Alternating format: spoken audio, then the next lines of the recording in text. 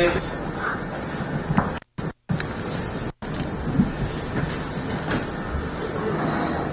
I can do. Madam, I beg your lordship's and permission to share this matter. সেটাই বলছিলাম, আমরা নিজেরাও আলোচনা করেছি আজকে 1 নম্বরের শুধু আমাদের একটা প্রার্থনা থাকবে, রিপোর্টের কপিটা এক ঝলক কিন্তু দেখার সুযোগও হয়েছে। একটা copy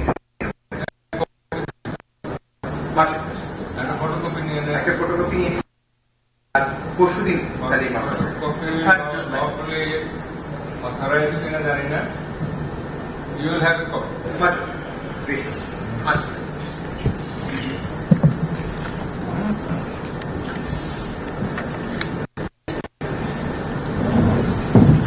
Item one, the public comment commission.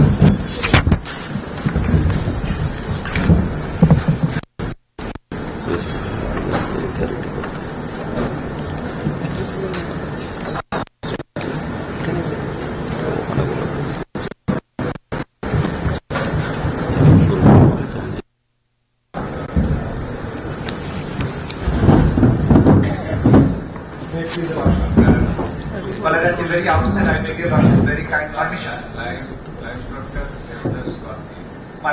ওইটা আমি বলছি মানে as per rule 9A একটু ক্যামেরা রাখবেন না, আপনার পর্যন্ত থাকবে মানে মাঝে মাঝে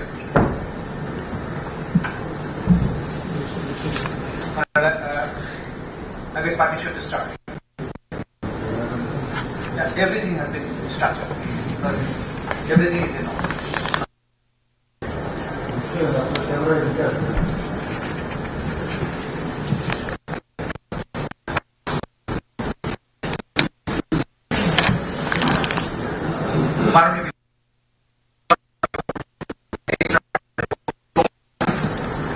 আমি শুধু একজন আইনজীবী নই, ইতিহাসের এক তরতাজা রক্তাক্ত অধ্যায়ের সশ্রদ্ধ ভাষ্যকার।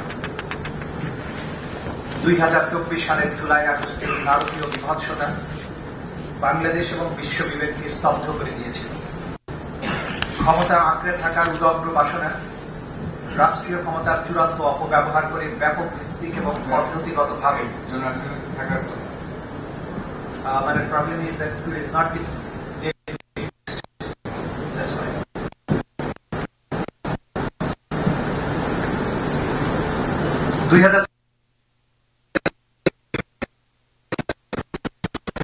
ক্ষমতা আঁকড়ে থাকার উদগ্র বাসনা, রাষ্ট্রীয় ক্ষমতার চূড়ান্ত অপব্যবহার করে ব্যাপক ভিত্তিক এবং পদ্ধতিগতভাবে আক্রমণের মাধ্যমে সংগঠিত নিষ্ঠুর হত্যাযজ্ঞ ও সহিংসতা পরিণত করেছিল 56,000 বর্গমাইল। আমরা এই বিচার শুরু করছি জাতির ইতিহাসের সেই বেদনাদায়ক অধ্যায়ে সংগঠিত অপরাধের জবাবদিহিতা নিশ্চিত করতে, যেখানে নিরস্ত্র নিরীহ সাধারণ নাগরিক, বিশেষ করে তরুণ, ছাত্র, যুবা, নারী ও শিশু, যারা একটি ন্যায়ভিত্তিক ভবিষ্যতের জন্য বৈষম্য এবং কোটা পদ্ধতি নামক কুপ্রথার অবসানের দাবিতে অহিংস এবং ন্যায়সঙ্গত আন্দোলনে অংশগ্রহণ করেছে। 24-এর এই আন্দোলন বৈষম্য বিরোধী ও সরকারের সাথে ভিন্নমত পোষণকারী অসংখ্য নিরীহ, নিরস্ত্র ও সাধারণ মানুষ এই মামলার অভিযুক্ত আসামিগণ কর্তৃক নির্বিচার হত্যাকাণ্ড ও ভয়াবহ সহিংসতার শিকার। This is my opening speech. আসামিদের নির্দেশে তাদের নেতৃত্ব এবং নিয়ন্ত্রণে থাকা রাষ্ট্রীয় বাহিনী এবং রাজনৈতিক দল ও অঙ্গ সংগঠনের সদস্যদের দ্বারা সংগঠিত হয় হত্যা, অঙ্গহানি, গ্রেফতার, নির্যাতন, গুম ও চিকিৎসা প্রদানে বাধা, মৃত এবং ঘৃণ্য মানবতা বিরোধী অপরাধ। মাননীয় আদালত, 2024 সালের জুলাই বিপ্লব, যা মনসুন রেভলিউশন বা বর্ষা বিপ্লব নামে পরিচিত, সংঘটিত হয়েছিল 1.5 দশক ধরে চলমান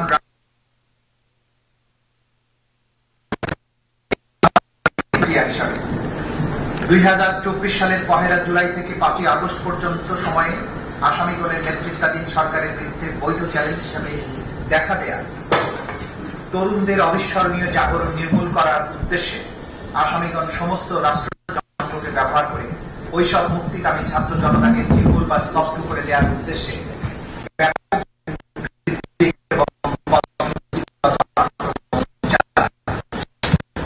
উপস্থাপিত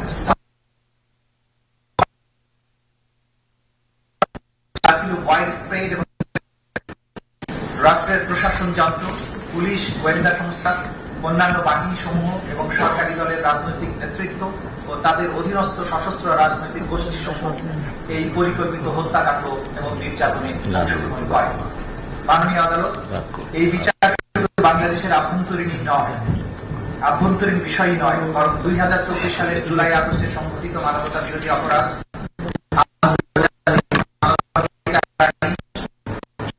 স্ট্যাটিউট অফ দি আইসি এবং বাংলাদেশের 1973 সালের আন্তর্জাতিক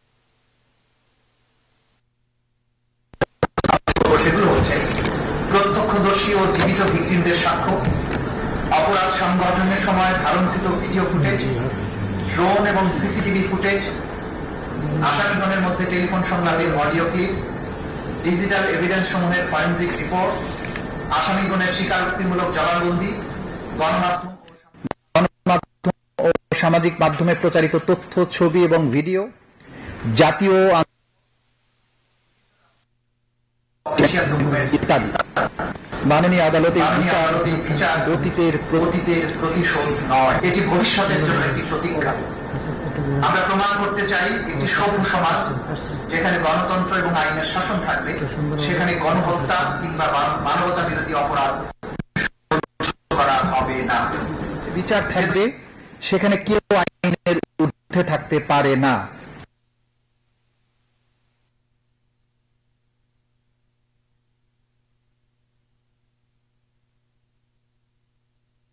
স্মরণ করছি জুলাই যারা আর কোনদিন তাদের পরিবারের কাছে ফিরে আসবে না। স্মরণ করছি তাদেরকে যারা এই আন্দোলনের চোখ, হাত কিংবা শরীরের অন্য কোনো অঙ্গ হারিয়েছেন। স্মরণ করছি সেই সব অন্ধভয় মানুষদের যাদের অপরিসীম ত্যাগের কারণে এই রাষ্ট্র অন্ধকার সময় পেরিয়ে দেখছে। এই আদালত এমন একটি সময়ের সাক্ষ্য বহন করছে যা ইতিহাসের এক অনন্য দলিল হয়ে থাকবে। আমরা চাই এই বিচার হোক নিরপেক্ষ, প্রমাণ নির্ভর এবং ন্যায় ভিত্তিক। আমরা চাই এই বিচার শুধু বাংলাদেশের সামাজিক জীবনে সৃষ্ট গভীর ক্ষত মুছে না দিন, বরং এটি হোক এক আত্মাভিমানী জাতির ঐতিহাসিক পুনর্জাগরণ। This is the opening speech from the Chief Prosecutor. My Lord, we have submitted formal charge containing 105 pages, along with the other documents which contains 8,747 pages. এগুলোর মধ্যে ফর্মাল চার্জে আমরা মোট 5টি অভিযোগ এনেছি। সাক্ষীর সংখ্যা হচ্ছে 81 জন। তথ্যসূত্র মোট 5 খণ্ডে 2018 পৃষ্ঠা।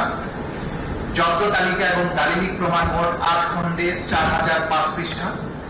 শহীদদের তালিকা 10 খণ্ডে মোট 8747 পৃষ্ঠা।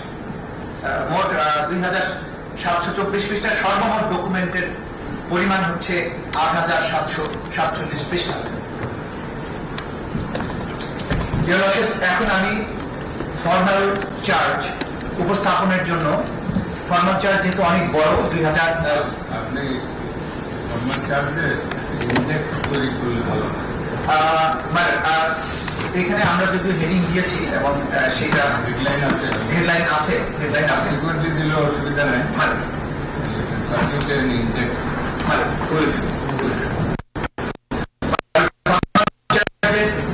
আমাদের এখানে আমাদের বিজ্ঞ প্রসিকিউটর বৃন্দ উপস্থিত আছেন। আমি ওনাদের, আমার সাথে আছেন বিজ্ঞ প্রসিকিউটর জনাব আব্দুস সোবহান তরফদার, বিজ্ঞ প্রসিকিউটর জনাব মিজানুল ইসলাম, বিজ্ঞ প্রসিকিউটর জনাব কাজী মনোয়ার হোসেন তামিম, বিজ্ঞ প্রসিকিউটর বি.এম. সুলতান মাহমুদ, বিজ্ঞ প্রসিকিউটর শহীদুল ইসলাম সরকার, বিজ্ঞ প্রসিকিউটর ফারুক আহমদ, বিজ্ঞ প্রসিকিউটর আব্দুল্লাহ রোমান, বিজ্ঞ প্রসিকিউটর আব্দুল সাত্তার পালোয়ান, বিজ্ঞ প্রসিকিউটর মামুনুর রশিদ, বিজ্ঞ প্রসিকিউটর হাসানুল বান্না, বিজ্ঞ প্রসিকিউটর এস এম মইনুল করিম, বিজ্ঞ প্রসিকিউটর শাইখ মাহাদি, বিজ্ঞ প্রসিকিউটর তারেক আব্দুল্লাহ, বিজ্ঞ প্রসিকিউটর সাইমুল রেজা তালুকদার, বিজ্ঞ প্রসিকিউটর এস এম তাসমিরুল ইসলাম এবং বিজ্ঞ প্রসিকিউটর তানভীর হাসান জোহা।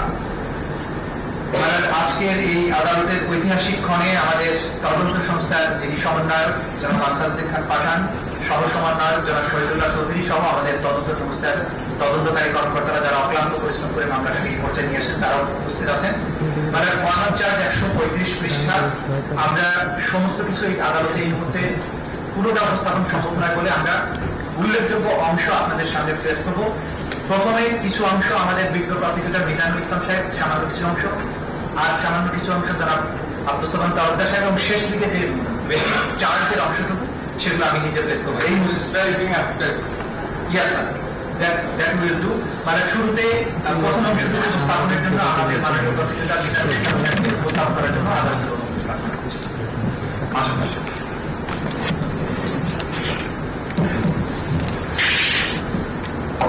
মাননীয় আদালত, লানের চিফ প্রসিকিউটর সাহেবের বক্তব্যের ধারাবাহিকতা যেটা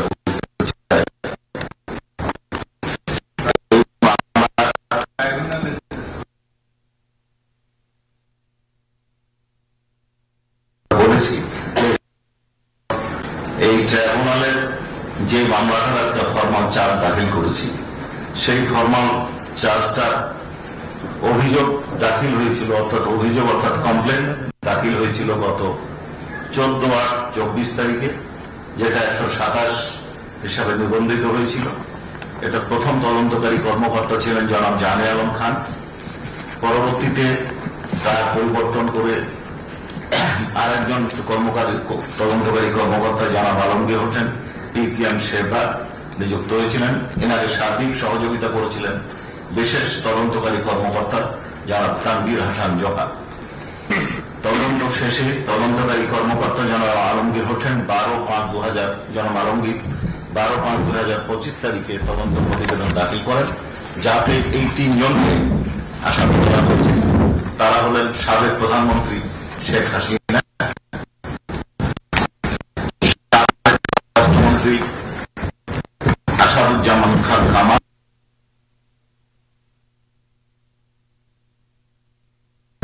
সংগৃহীত যে সমস্ত তথ্য উপাত্ত পত্র পত্রিকা, মধ্যে ছিল পত্র পত্রিকা, ভিডিও, অডিও কল, বিভিন্ন প্রতিবেদন সংগ্রহ করে তিনি যে রিপোর্ট দিয়েছেন তার ভিত্তিতে আমরা এই ফরমাল চার্জ তৈরি করেছি জনাব আলমগীর সাহেবের সহায়তায়। সেইখানে আমরা মূল অভিযোগে যাওয়ার আগে আওয়ামী লীগের দুঃশাসন এবং আওয়ামী লীগ এবং শেখ হাসিনা কিভাবে ফ্যাসিবাদী শাসনে নিজেদেরকে রূপান্তরিত করেছিল, কিভাবে দেশে একটা স্বৈরাচার প্রতিষ্ঠিত হয়েছিল, কিভাবে একটা একনায়কতন্ত্র প্রতিষ্ঠা হয়েছিল, তার কিছু ধারাবাহিক বর্ণনা মাননীয় ট্রাইব্যুনালে। বাংলাদেশে ফ্যাসিবাদ এই আওয়ামী লীগ দুঃশাসনের ইতিহাস 24 বিপ্লবের পটভূমি যেভাবে সংগঠিত হয়েছিল তার মূল বর্ণনাটা আমরা দেখেছি, মূল অবস্থানটা দেখেছি। জুলাই বিপ্লব 1 জুলাই থেকে 5 আগস্ট পর্যন্ত সাবেক প্রধানমন্ত্রী শেখ হাসিনা ফ্যাসিবাদী এবং সর্বকাশী একনায়কতন্ত্রকে উৎখাত করা হয়েছিল। নেতৃত্বাধীন মদতপুষ্ট আইন শৃঙ্খলা বাহিনীর ঘাতক সদস্যবৃন্দ এবং আওয়ামী লীগ এবং তার অঙ্গ সংগঠনের 14 দলীয় সশস্ত্র বাহিনী কর্তৃক সংগঠিত ব্যাপক মাত্রা পদ্ধতিগত আক্রমণ ও লক্ষ্যভিত্তিক নিপীড়ন যা আসামিদের জ্ঞাতসারে সংগঠিত হয়েছিল। এতে প্রায় 1.5 সহস্রাধিক মানুষকে হত্যা করা হয়েছে, 25 সহস্রাধিক মানুষের আহত, অঙ্গহানি ও দৃষ্টিশক্তি হচ্ছে। আওয়ামী এই যে কারণে এই সরকারকে উৎখাত করতে জনগণ উদ্বুদ্ধ হয়েছিল, জনগণ এই আন্দোলনকে সমর্থন দিয়েছিল। এই আলোচনার জন্য প্রথমে আমাদেরকে আওয়ামী লীগের প্রথম শাসন আমল এবং বাংলাদেশ স্বাধীন হওয়ার স্বাধীনতা যুদ্ধের প্রেক্ষাপটে কিছু আলোচনা দরকার। সদ্য স্বাধীন দেশ, একটা সম্ভাবনার দেশ হিসাবে, গণতান্ত্রিক আশা আকাঙ্ক্ষা এবং সুখী সমৃদ্ধশালী দেশ হিসাবে প্রতিষ্ঠার আকাঙ্ক্ষায় জনতা এই দেশ স্বাধীন করলেও, 1971 সালে স্বাধীন হলেও স্বাধীন আওয়ামী লীগ সরকার তাদের জনগণকে প্রদত্ত প্রতিশ্রুতি লঙ্ঘন করে অত্যন্ত স্বৈরাচার এবং নিপীড়ন ব্যবস্থা কায়েম করেছিল, যার প্রথম পদক্ষেপ ছিল রক্ষী বাহিনী গঠন। এই রক্ষী বাহিনী গঠনের মাধ্যমে দেশের মানুষকে করা হয়েছিল, গুম করা হয়েছিল, এবং শুধু তাই নয়, এই রক্ষী বাহিনীর কৃত অপরাধ যেন বিচারের আওতায় না আসে, এই জন্য ওই আইনে একটা ধারা সংযোজন করা হয়েছিল, যাতে তাদের কৃত যে কোনো কর্মকাণ্ডের জন্য তাদেরকে দায় মুক্তি দেওয়া হয়। এরপরে আমরা দ্বিতীয় বিষয় যেটা দেখতে চাই, সেটা মাননীয় ট্রাইব্যুনালের সঙ্গে উপস্থাপন করতে চাই, প্রথম সংসদীয় নির্বাচন। আমরা 2014 সালের ভোটারবিহীন নির্বাচন, 18 সালের নিশিরাতের নির্বাচন, যা ওনাকে লাইলাতুল ইলেকশন বলেন, তারপরে আমি এবং দামির নির্বাচন, বহু আলোচনা শুনেছি, কিন্তু এটা সূত্রপাত ঘটেছিল 1973 সালের নির্বাচনে। ওই সময় বিরোধী কণ্ঠস্বর তেমন ছিল না বললেই চলে, একমাত্র জনেই সে নির্বাচিত হবেন, এবং এই নির্বাচনকে ঠেকানোর জন্য, নির্বাচনকে জনগণের করার জন্য বরিশাল থেকে তার মেয়র হেলিকপ্টার করে ব্যালট বাক্স ঢাকায় নিয়ে এসে তাকে পরাজিত দেখানো হয়েছিল। আমরা প্রত্যেকটা যে অভিযোগে এখানে আনয়ন করেছি, বর্ণনা দিয়েছি, তার তথ্যসূত্র আমরা বর্ণনা করেছি এবং ওই 5টা ভলিউমে আমরা দাখিল করেছি। এরপরে এই আওয়ামী লীগ শাসন আমলের আরেকটা দিক হচ্ছে 1974 সালের ভয়াবহ এই দুর্ভিক্ষে লক্ষ লক্ষ নিহত হয়েছিলেন। একটি হিসাবে দেখা যায় গড়ে প্রতিদিন 15,000-এর বেশি লোক মারা যেত। গণতান্ত্রিক প্রক্রিয়ার কবর রচনা ও বাকশাল গঠন, স্বাধীনতা, মুক্তি এবং বহুদলীয় গণতন্ত্রের স্বপ্ন নিয়ে যে মুক্তিযুদ্ধ সংগঠিত হয়েছিল, সেই স্বপ্নকে ভুলণ্ডিত করে 1975 সালের 25শে জানুয়ারি বাংলাদেশ সংবিধানের 4র্থ সংশোধনী আনয়ন এবং বাংলাদেশ কৃষক শ্রমিক আওয়ামী লীগ অর্থাৎ বাকশাল নামক সংগঠন প্রতিষ্ঠার মাধ্যমে গণতান্ত্রিক প্রক্রিয়ার কবর রচনা করে বাংলাদেশে চূড়ান্তভাবে একটি একদলীয় শাসন ব্যবস্থা চালু করা হয়। বাকশাল গঠনের পর অন্যান্য সকল রাজনৈতিক দলের কার্যক্রম নিষিদ্ধ করা হয়।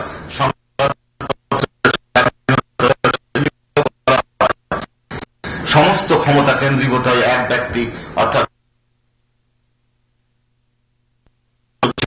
যদি না তিনি বাকশাল প্রধান শেখ মুজিবুর রহমান কর্তৃক মনোনীত হতেন। এই বাকশাল প্রতিষ্ঠার মাধ্যমে মুক্ত সংবাদপত্রের কণ্ঠরোধ করা হয়। সরকার নিয়ন্ত্রিত 4টি পত্রিকা, দৈনিক Bangla, daily Bangladesh Times, daily Bangladesh observer এবং সাপ্তাহিক বিচিত্রা বাদে সকল পত্রিকার প্রকাশনা বন্ধ করে দেওয়া হয়।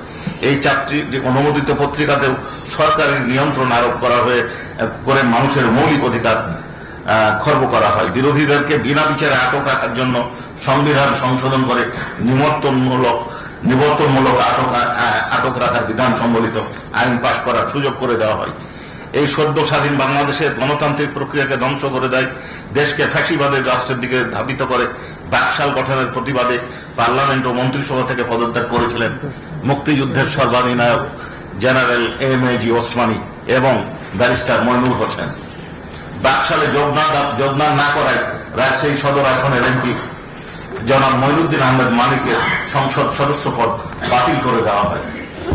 1975 সালের 15ই আগস্ট পট পরিবর্তনের পর একদলীয় শাসন ব্যবস্থা বাতিল করে বহুদলীয় গণতান্ত্রিক ব্যবস্থা পুনঃযাত্রা শুরু করে। এই সুযোগে বাকশাল চেতনাধারী আওয়ামী লীগ সরাসরি একদলীয় শাসনের কথা না বললেও বহুদলীয় শাসনের মোড়কে তাদের কাঙ্ক্ষিত একদলীয় শাসন ব্যবস্থা প্রতিষ্ঠান স্বপ্ন বাস্তবায়নে পরিকল্পিতভাবে এগিয়ে নিতে থাকে। পরবর্তীতে 1996 সালে আওয়ামী লীগ সরকার ক্ষমতায় আসীন হয়ে তাদের লুটপাটের ঐতিহ্য অনুসরণ 2001 সালে সাধারণ নির্বাচনে 4 দলীয় জোটের কাছে তারা নির্বাচনে পরাজিত হয়। 2008 সালের সেনা সমর্থিত সরকার অধীনে একটি সাজানো এবং পাতানো নির্বাচনে পুনরায় আওয়ামী লীগ ক্ষমতায় অধিষ্ঠিত হয়। সেই শেখ হাসিনার নেতৃত্বাধীন দলটি তখন থেকেই গণতন্ত্রের মোড়কে শেখ মুজিবুর রহমান প্রবর্তিত বাকশালী একনায়কতন্ত্র নতুন আঙ্গিকে পুনঃপ্রতিষ্ঠার জন্য ষড়যন্ত্র শুরু করে। এই আওয়ামী দুঃশাসন ও ফ্যাসিবাদের যে 15 বছর, তার মধ্যে বেশ কয়েকটা সেগমেন্ট আমরা ভাগ করেছি। তার মধ্যে প্রথম বিষয়টা হচ্ছে নির্বাচনী ব্যবস্থা ও গণতান্ত্রিক প্রক্রিয়া ধ্বংসকরণ। জি, এই ক্ষেত্রে আমরা কয়েকটা সাবটাইটেল করেছি। এক হচ্ছে 2008 সালে ষড়যন্ত্রের মাধ্যমে আওয়ামী লীগের ক্ষমতা দখল ও ক্ষমতা কুক্ষিগত করার জন্য তত্ত্বাবধায়ক সরকার বাতিল করা।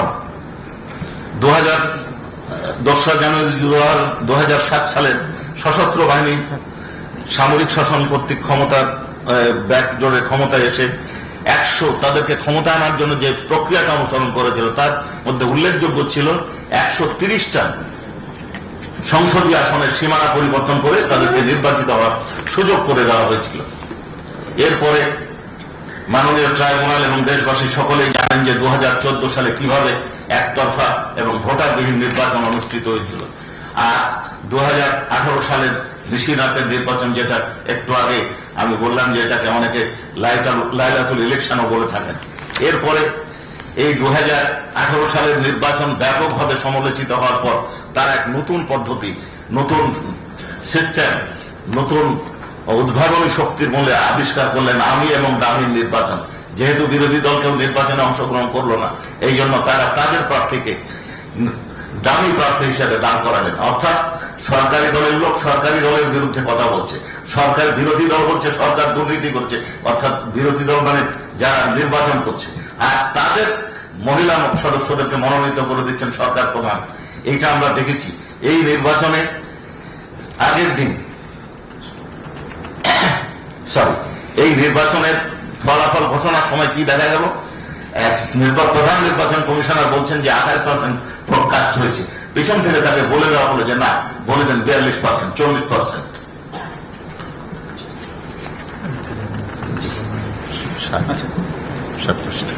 জি, এরপরে স্থানীয় নির্বাচন সম্পর্কে মাননীয় ট্রাইব্যুনাল এবং দেশবাসী জানেন কিভাবে এটাকে ভুলণ্ঠিত করা হয়েছিল। মানুষের রায়কে কিভাবে একজন নির্বাচিত হওয়ার পরে তাকে বাদ দিয়ে আরেকজনকে ভোট গণনা না করে ঘোষণা করে দেওয়া হয়েছিল নির্বাচিত চেয়ারম্যান এবং মেম্বার হিসাবে। রাষ্ট্রীয় কাঠামোতে রাজনৈতিক অপব্যবহার ও দুর্নীতির সর্বগ্রাসী চর্চা, এটা মাননীয় ট্রাইব্যুনাল সহ দেশবাসী জানেন। এমনকি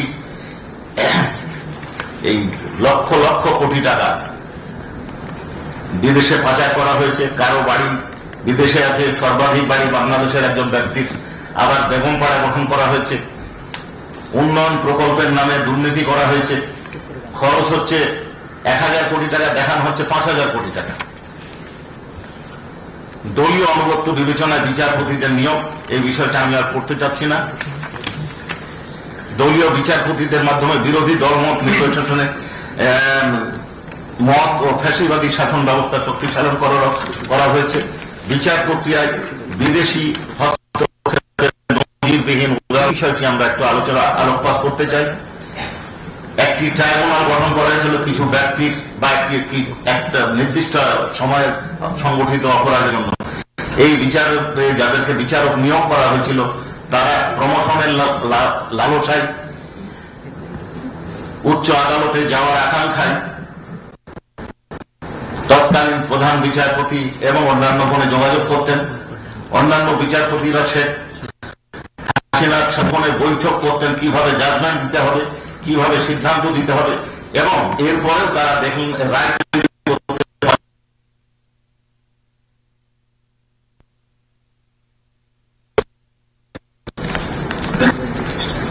বিচার বিভাগের উপর নিয়ন্ত্রণ আরোপ এবং প্রধান বিচারপতি অপসারণের জন্য যে সিস্টেমটা আমাদের দেশে গড়ে উঠেছিল 75 সালের 15ই আগস্টের পর থেকে, সেটাকে পরিবর্তন করে সুপ্রিম জুডিশিয়াল কাউন্সিল বাতিল করে সংসদের হাতে, অর্থাৎ আওয়ামী লীগ নিয়ন্ত্রিত সংসদের হাতে গুম ও বিচার বহির্ভূত হত্যাকাণ্ড, গুম এবং বিচার বহির্ভূত হত্যাকাণ্ড এটা নিত্য নৈমিত্তিক ঘটনা হয়ে দাঁড়িয়েছিল। এই সময় কেউ যদি সরকারের কোনো বিরোধিতা করতেন, কোন দল যদি বিরোধিতা করতেন, তাহলে সেই দলের নেতৃস্থানীয় ব্যক্তি বা তার সাথে সংশ্লিষ্ট ব্যক্তি বা তাদের সাথে যোগাযোগ যারা রাখতে করতেন তাদেরকে নিয়ে গিয়ে গুম করে দেওয়া হতো, অনেককে খুন করে দেওয়া হতো, এবং এমন একটা ভয়ের সংস্কৃতি তৈরি করা হয়েছিল যাতে জনগণ যেন এদের অপকারদের কোনো প্রতিবাদ না করে। পৃষ্ঠা 23।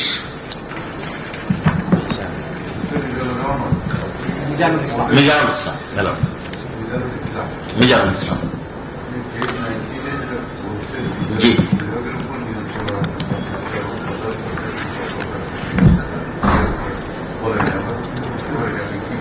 Yes, madam. Page 19. সাবেক প্রধান বিচারপতি জনাব সুরেন্দ্র কুমার সিনহা আওয়ামী লীগ সরকারের আস্থাভাজন হিসাবে প্রধান বিচারপতির পদে অধিষ্ঠিত হন এবং মানবতা বিরোধী অপরাধের বিচারের নামে আপিল বিভাগের প্রহসনমূলক বিচার ও সরকারের এজেন্ডা বাস্তবায়নে প্রদান পূর্বক জামাত ও বিএনপি নেতাদের মৃত্যুদণ্ড কার্যকর করে। এইখানে একটা উদাহরণ আমরা দিতে পারি, সেটা হচ্ছে আব্দুল কাদের মোল্লা সাহেবের জাজমেন্ট, রিভিউ জাজমেন্ট প্রকাশ করার আগে শর্ট অর্ডারে তার মৃত্যুদণ্ড কার্যকর করা হয়েছিল।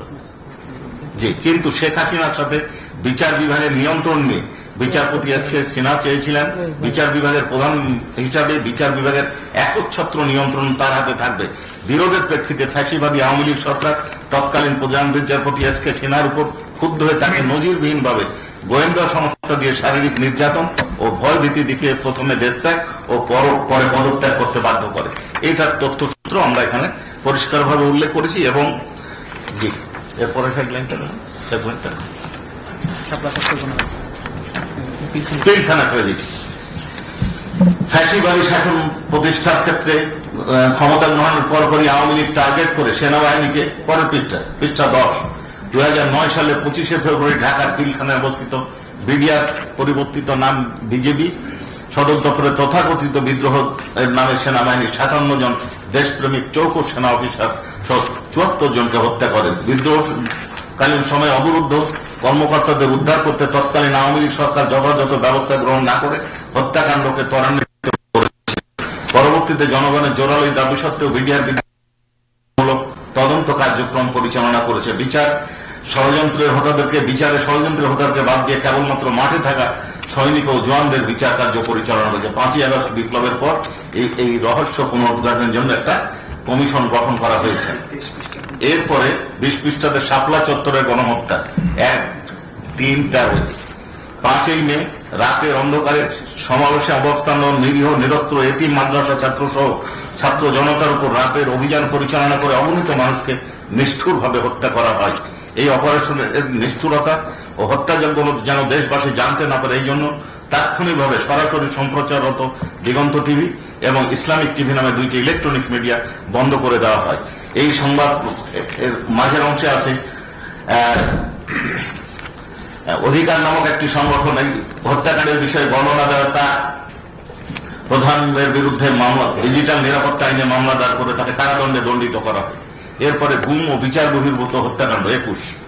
ফ্যাসিস্ট আওয়ামী লীগ সরকার তার মেয়াদকালে ভিন্ন মতাবলম্বী, মানবাধিকার কর্মী, বিরোধী দল সহ যে কোনো ধরনের ভিন্ন মতকে নিপীড়ন ও নিষ্পেষণের সমর্থক হয়ে উঠেছিল।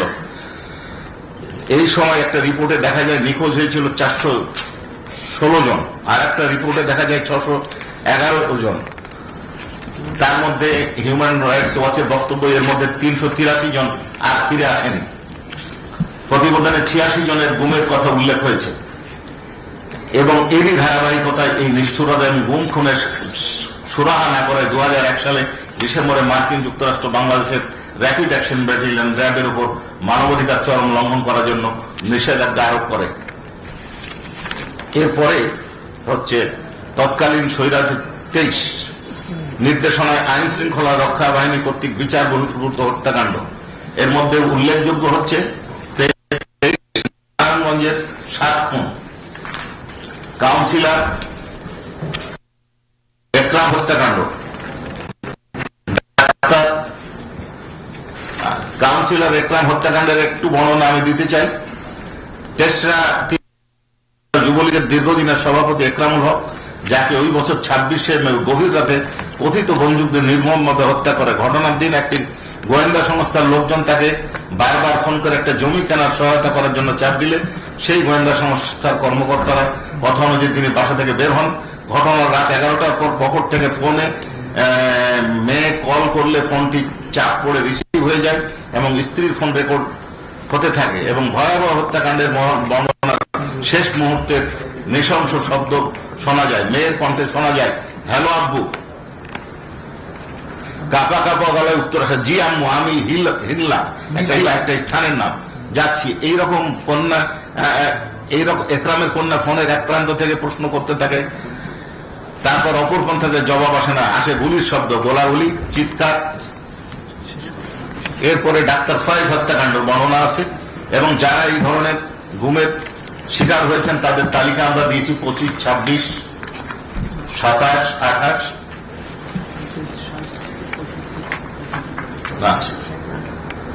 তারপরে আমরা 29-এ দিয়েছি পেজ আওয়ামী লীগের 15 বছরের দুঃশাসন আমলে দেশ থেকে বাধ্য হওয়া ব্যক্তিদের তালিকা।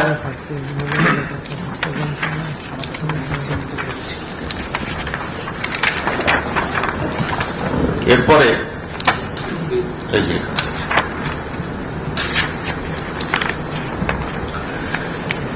হচ্ছে ডিজিটাল নিরাপত্তা আইনের মাধ্যমে দমন পীড়ন, পেজ 38। এই ডিজিটাল নিরাপত্তা আইনের মাধ্যমে নিপীড়িত উল্লেখযোগ্য ব্যক্তি সমেত তালিকা আমরা উল্লেখ করেছি।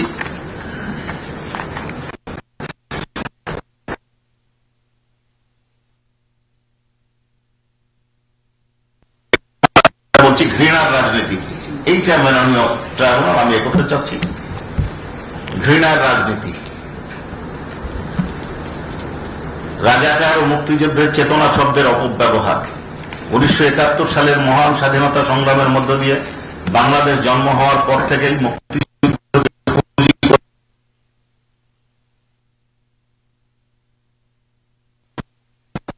লিপ্ত হয়, প্রচেষ্টা চালিয়ে যায়। নিজেদেরকে মুক্তির শক্তি ও বিরোধী মতাদর্শের যে কোনো ব্যক্তি, বিশেষত ইসলামী মনোভাবাপন্ন ব্যক্তিদের স্বাধীনতার বিপক্ষের শক্তি, রাজাকার ইত্যাদি নামে প্রচার করার মাধ্যমে এক ধরনের অবমানের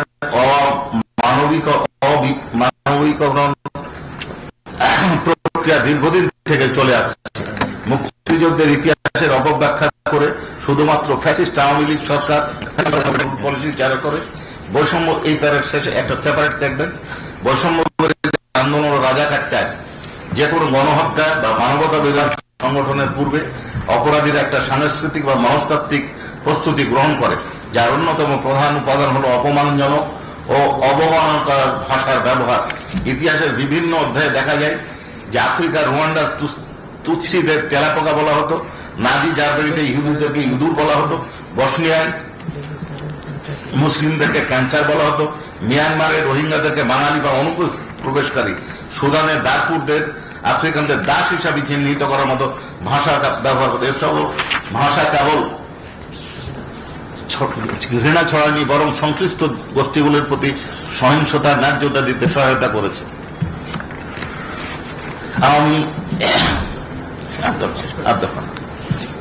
আওয়ামী সরকার মধ্যে গণমাধ্যম নিয়ন্ত্রণের বিষয়টা আছে, আমাদের 43 পৃষ্ঠা আছে গণমাধ্যমের উপর আঘাত।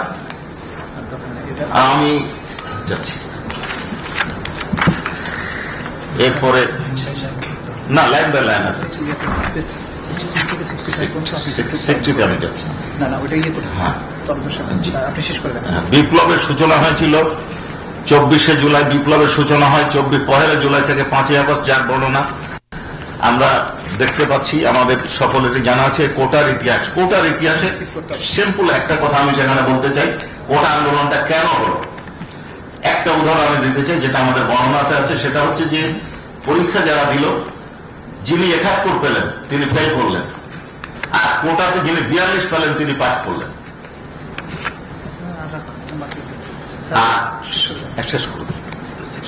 শেষ আমি যে দুটো বিষয় আনতে চাচ্ছি, শেষ এক হচ্ছে প্রাণঘাতী অস্ত্রের ব্যবহারের নির্দেশ। আমরা তৎকালীন প্রধানমন্ত্রী শেখ হাসিনা এবং ঢাকা দক্ষিণ city corporation mayor Fazle Noor Taposh এবং ঢাকা বিশ্ববিদ্যালয়ের ভাইস চ্যান্সেলর এবং শেখ হাসিনার মধ্যেকার 16 জুলাই এবং 18 জুলাই দুটো ফোন আলাপের অডিও দাখিল করছি ইনভেস্টিগেশন রিপোর্ট। সময় সংগ্রহ করেছে, তাতে দেখা যায় উনি বলছেন যে এদের ইংল্যান্ডে গুলি করে মারা হয়েছে, ছাত্রদেরকে এদেরকে মেরে ফেলতে হবে, কোনো সমস্যা নাই, আর কিন্তু লেথাল উইপেন ব্যবহার করতে হবে। আর একটা বিষয় কি বলছেন, সেটা হচ্ছে যে আমি বললাম ভাঙতে অমুক জিনিস, আগুন দিতে, ওরা যে সেতু ভবনে ভেঙে দিল, অর্থাৎ আগুন জ্বালার পরিকল্পনাটা তিনি তৈরি করেছিলেন। বাকিটা আমার লাইনের সিনিয়র আব্দুল সামাদ আপনি করেছেন। আপনি শার্টের উপর টোটাল পুরো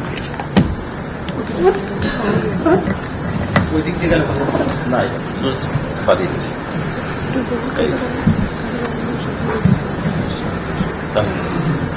শার্টের প্রথম পার্টটা টোটাল পড়ে দিতে শার্টের এই যে এটা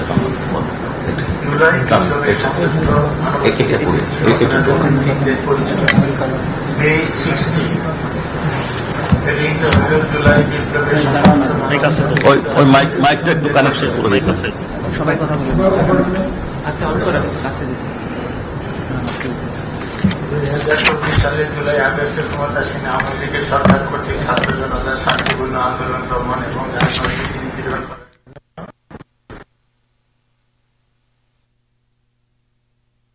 ছাত্র জনতা বিরোধী দলের নেতাকর্মী, বিশেষত বিএনপি, জামাত, অন্যান্য দলের সদস্য ছাড়াও আন্দোলনে অংশগ্রহণকারী সকল শ্রেণীর সাধারণ মানুষকে লক্ষ্যবস্তু হিসেবে নির্ধারণ করা হয়, যারা এই সময়কালে পরিচালিত সকল প্রকার আক্রমণ, নির্যাতন, নিপীড়ন, গণগ্রেপ্তার, মামলাবাজি, ভয়ভীতি ও সহিংসতার মুখে পড়ে।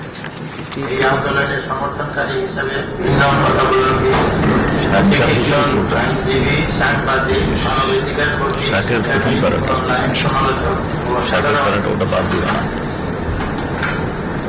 নাগরিকদের নির্যাতন, নিপীড়ন, গণগ্রেপ্তার ইত্যাদি দমনমূলক ব্যবস্থার মাধ্যমে হয়রানির শিকার হয়।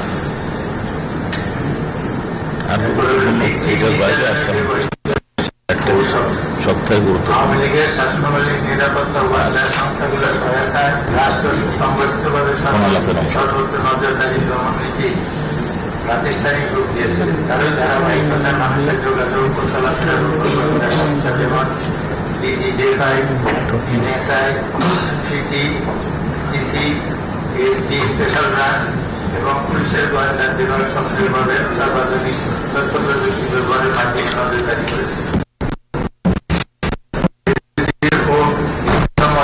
দমন ও নিপীড়নের সার্ভেইলেন্সের জন্য তারা একটি স্বতন্ত্র নজরদারি প্রতিষ্ঠান গড়ে তুলে যার নাম দেওয়া হয় national telecommunication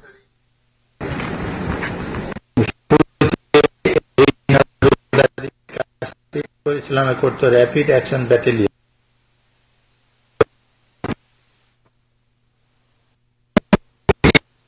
national monitoring centre বাহ্যিক আবরণে এই প্রতিষ্ঠানটির কাজ অপরাধী শনাক্তকরণের বৈধ নজরদারি লক্ষ্য পরিচালিত বলে বলা হলেও আড়ালে এই প্রতিষ্ঠানের মাধ্যমে নেতাকর্মী এবং ভিন্ন মত পোষণকারী কিংবা সরকারের অবৈধ কর্মকাণ্ডের জন্য হুমকি হয়ে ব্যক্তিবর্গকে নজরদারি, অপহরণ ও গুম করার কাজে ব্যবহৃত হয়ে থাকে।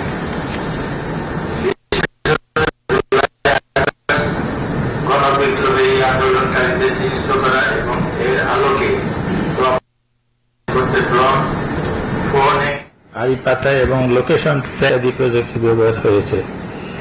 এর পাশাপাশি আন্দোলনরত শিক্ষার্থীদের চিহ্নিত করতে আওয়ামী লীগ এবং অঙ্গ সংগঠনসমূহ যেমন ছাত্রলীগ, যুবলীগ তাদের মাঠ পর্যায়ের সশস্ত্র ক্যাডার বাহিনীকে ব্যবহার করেছে। এই সকল তথ্যের আলোকে আইন প্রয়োগকারী সংস্থাগুলো বিশেষ করে পুলিশ ও প্রতিবাদ দমন, গ্রেপ্তার এবং বিক্ষোভ দমন করতে বল প্রয়োগ মাধ্যম চালিয়েছে। যারা সরাসরি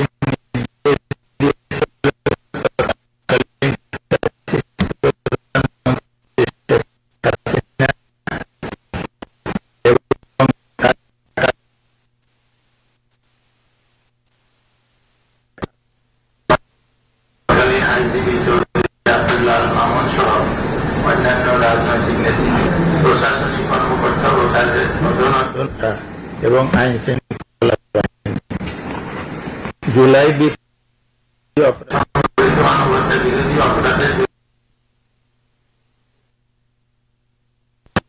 2024 সালের 5 আগস্ট পর্যন্ত অভিযুক্ত শেখ হাসিনা নেতৃত্বাধীন বাংলাদেশ আওয়ামী লীগ এবং বিভিন্ন অঙ্গ সংগঠন, বিশেষ করে বাংলাদেশ ছাত্রলীগ, আওয়ামী লীগ, যুবলীগ ইত্যাদি বিভিন্ন সময় নির্যাতন, সহিংসতা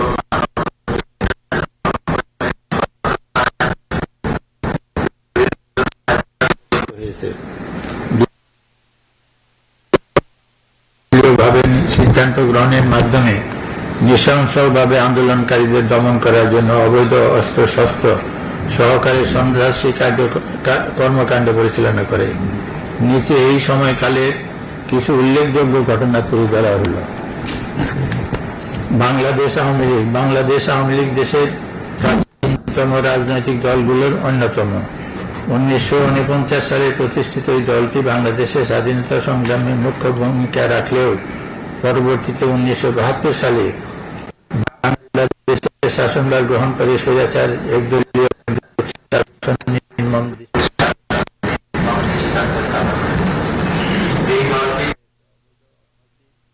পদ্ধতিতে 2024 সালে আগস্ট পর্যন্ত ক্ষমতায় থাকাকালে জনগণের উপর ব্যাপক মাত্রায় দমন নিপীড়নের জন্য অভিযুক্ত হয়। তবে নিজেদের যাবতীয় দুর্নীতি ও অপরাধমূলক কর্মকাণ্ডের বৈধতা দিতে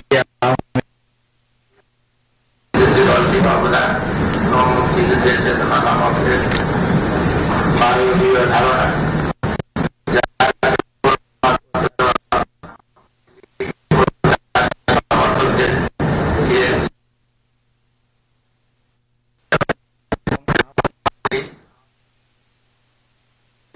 স্বাধীনতা বিরোধী নাম দিয়ে খারিজ অপচেষ্টা করে। আওয়ামী লীগ বিরোধী দলে থাকাকালীন সময়ে দেশব্যাপী তাণ্ডব চালায়। বিশেষ করে 2006 সালে 28 অক্টোবর আওয়ামী লীগের দলীয় সিদ্ধান্তের রোগী বইটা অস্ত্র ব্যবহারের মাধ্যমে সাপের মতো পিছিয়ে মানুষ হত্যার মতো নারকীয় কর্মকাণ্ড পরিচালনা করে, যা টেলিভিশনে সরাসরি সম্প্রচারের মাধ্যমে সারা পৃথিবী অবলোকন করে। এরপর ক্ষমতায় এসে মিডিয়া হত্যাকাণ্ড, বিএনপি ও জামাতের দমনের নামে শতাধিক মানুষ হত্যা, দেশব্যাপী গুম, দল হিসেবে আওয়ামী লীগের প্রায় সকল পর্যায়ের নেতাকর্মী সরাসরি অংশগ্রহণ করে এবং এর ফলে তাদের কোনো ধরনের জবাবই দেওয়া হয়। 64 আইন শৃঙ্খলা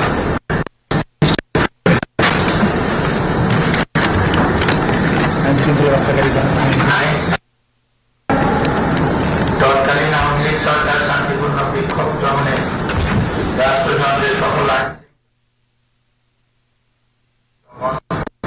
অভিযান পরিচালনা করে। Police, rapid action centre, police battalion, Ansar battalion, Bangladesh DGP এবং সীমিত কিছু সংখ্যক সশস্ত্র বাহিনীর সদস্যের পাশাপাশি directorate general of forces of intelligence, DGFI, NSI, special branch, SB, সোয়াট, counter terrorism and transitional crime, CT, TC, TV মতো গোয়েন্দা সংস্থাগুলিকে ব্যবহার করে দেশব্যাপী ছাত্র নাগরিকদের উপর সহিংসতা চালানো হয়। এতে আওয়ামী লীগ ও এর অঙ্গ সংগঠন ছাত্রলীগ ও যুবলীগের সশস্ত্র সদস্যতা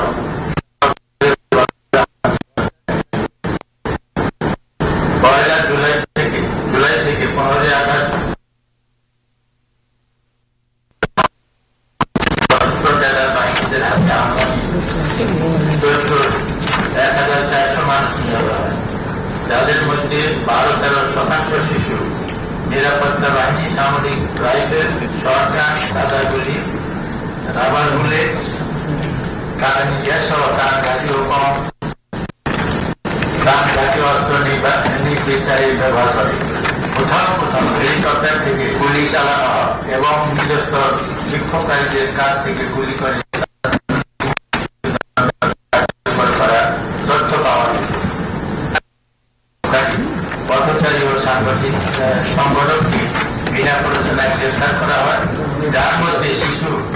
তারিখ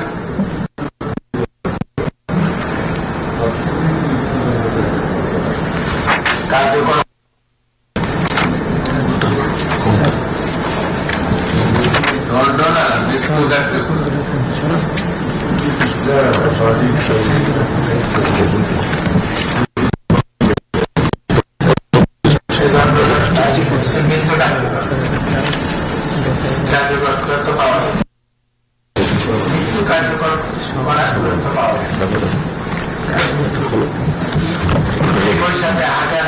বিক্ষোভকারী ও সংগঠককে গ্রেফতার করা হয়, যার মধ্যে শিশু, নারী ও শুধু জুলাইয়ের মধ্যে 10,000-এর বেশি গ্রেফতারের তথ্য পাওয়া যায়। সাধারণ ব্যক্তিদের উপর নির্যাতন ও যৌন সহিংসতার অভিযোগ পাওয়া গেছে এবং ছাত্র নেতাদের বলপূর্বক গুম করার ঘটনা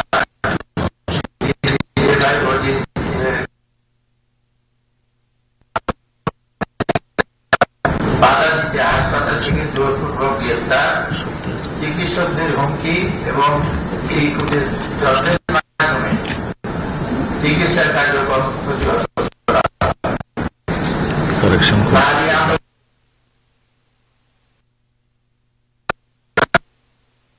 নিপীড়নের নির্দেশও পাওয়া গেছে। এসব সহিংসতার বিরুদ্ধে সরকার কোন কার্যক্রম তদন্ত না করে বরং নিরাপত্তা প্রতি দায়মুক্তি প্রদান করে ও ও অন্যান্য সংস্থার পর্যবেক্ষণ অনুযায়ী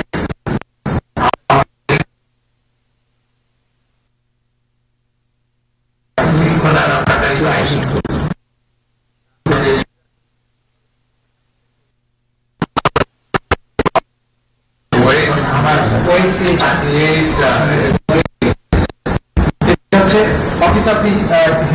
Office of the High Commissioner for Human Rights. এরপরে আমার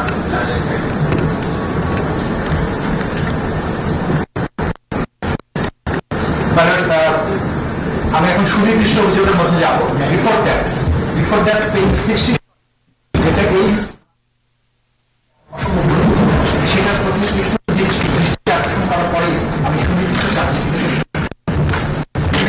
এবং পারিবারিক উত্তরাধিকার এই যে বাংলাদেশ সংগঠনের কাছে মনস্তাত্ত্বিক কারণগুলো ছিল সেটা এখানে বিশ্লেষণ করা হয়েছে।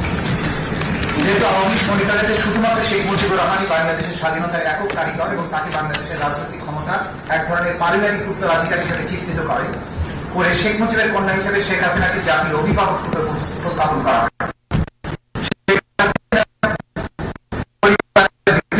সদস্যদের নামে বাংলাদেশের জাতীয় দিবস হিসেবে যে কোনো মাধ্যমে শেখ পরিবারের জন্য অবমাননার বিবেচিত হতে পারে এমন বক্তব্য বা লেখা নিষিদ্ধ করেন এবং শাস্তি প্রদান ইত্যাদি মাধ্যমে বাংলাদেশের গণতান্ত্রিক শাসন ব্যবস্থার চরম অবমাননা করে এক ধরনের ব্যক্তি তথা পরিবার কেন্দ্রিক স্বৈর শাসন প্রতিষ্ঠার চেষ্টা করা হয়। এমনকি সংবিধান সংশোধন করে শেখ মুজিবুর রহমানের এবং প্রধানমন্ত্রী হিসেবে তার নিজের ছবি সরকারি সহ সকল প্রতিষ্ঠানে প্রদর্শনপূর্বক ঝুলিয়ে রাখতে সারা দেশে হাজার হাজার কোটি টাকা রাষ্ট্রীয় কোষাগার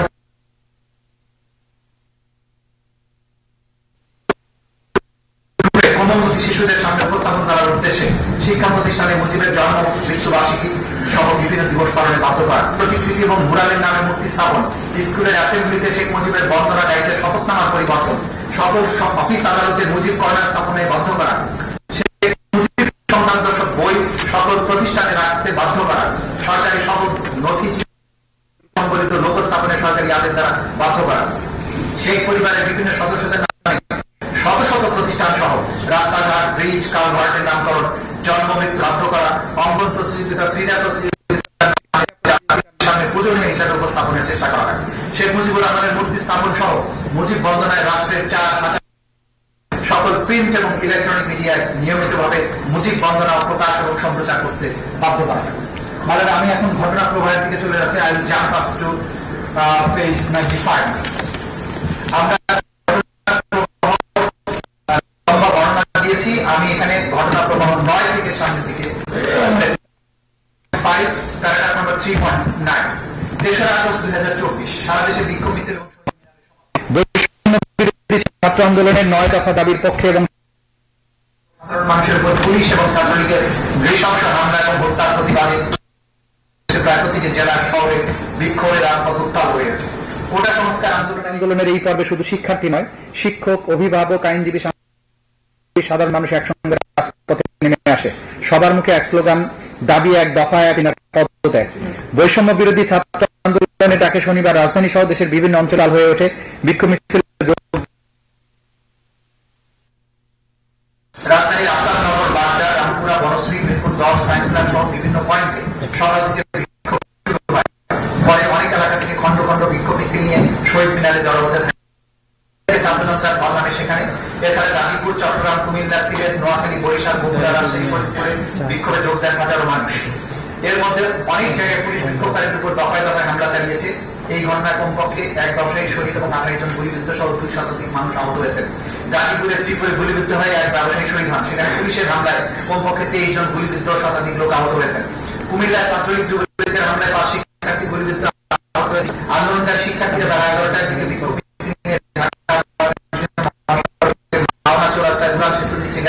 তাদের সম্মিলিত বাংলাদেশ দুপুর 12টার দিকে বিপুল সংখ্যক পুলিশ এসে শিক্ষার্থীদের উপর গুলি বর্ষণ করে। এ সময় 9 আন্দোলনকারী গুলিবিদ্ধ হন, তাদের মধ্যে 6 জন গুরুতর আহত ছিলেন। মাওনা শ্রীপুর সড়কের পাশে মাওনা হাইওয়ে সড়কে আন্দোলনকারীরা বিক্ষোভ প্রদর্শনকারী শ্রীপুর থানা জেলা পরিষদের বিপুল সংখ্যক সদস্য পুলিশ এসে এলোপাতাড়ি গুলি ছুড়ে আন্দোলনকারীদের ছত্রভঙ্গ করে।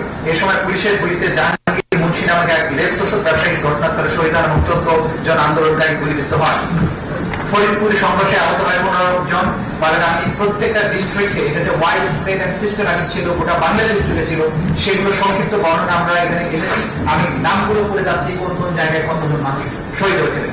ফরিদপুরে 15 জন, শরিয়াতপুরে এখানে হামলা হয়, নওগাঁতে হয়, ময়মনসিংহ হয়, হবিগঞ্জে হয়, কক্সেস বাজারে হয়, মাওলানা ভাসানী বিজ্ঞান প্রযুক্তি বিশ্ববিদ্যালয়ের শিক্ষার্থীরা অংশ নেয়, কুমিল্লাতে হয়, সিলেটের কোম্পানিগঞ্জ, বগুড়ায় বিক্ষোভকারীদের পুলিশ ছত্রভঙ্গ করতে কাঁদানো গ্যাসের শেল, সাউন্ড গ্রেনেড ও রাবার বুলেট ছড়িয়ে 6 জন গুলিবিদ্ধ হয় গতকাল বিকেল 4টার দিকে। ওই দিন তার আগের দিন শহরের সাতমাথা থেকে মিছিল নিয়ে শহর প্রদক্ষিণের সময় ঘটনা ঘটে। ওই দিনই সেনাপ্রধান তার অধীনস্থ অফিসারদের নিয়ে একটি গুরুত্বপূর্ণ বৈঠকে বসেন এবং সেখানে জুলাই বিপ্লবে আন্দোলনকারীদের উপরে গুলি ছোড়ার বিষয়ে সেনাবাহিনীর অফিসাররা অনাগ্রহ প্রকাশ করলে সেনাপ্রধান রক্তপাত না ঘটানোর সিদ্ধান্ত গ্রহণ করেন। তৎকালীন প্রধানমন্ত্রী আগামী এইটা মানে 4 তারিখে আমরা বর্ণনা 3 তারিখে বর্ণনা দিচ্ছি। তৎকালীন প্রধানমন্ত্রী আসামি শেখ হাসিনা, তৎকালীন স্বরাষ্ট্রমন্ত্রী আসাদুজ্জামান খান কামাল, তৎকালীন আইজিপি আব্দুল্লাহ মামুন উল্লেখিত অপরাধ সংগঠনের উস্কানি, প্ররোচনা, উৎসাহ, সর্বোপরি তাদের অধস্তনদের মানবতা বিরোধী অপরাধ সংগঠন করেছে। ঘটনা 10 ইতিহাসের জঘন্যতম হত্যাকাণ্ড। সকাল 10টা থেকে শাহবাগে শেখ মুজিব বিশ্ববিদ্যালয় হাসপাতালের সামনে ছাত্রলীগ, আওয়ামী লীগ এবং নেতাকর্মীরা জড়ো হতে সশস্ত্র অবস্থানে থাকে। তারা রিভলভার, পিস্তল,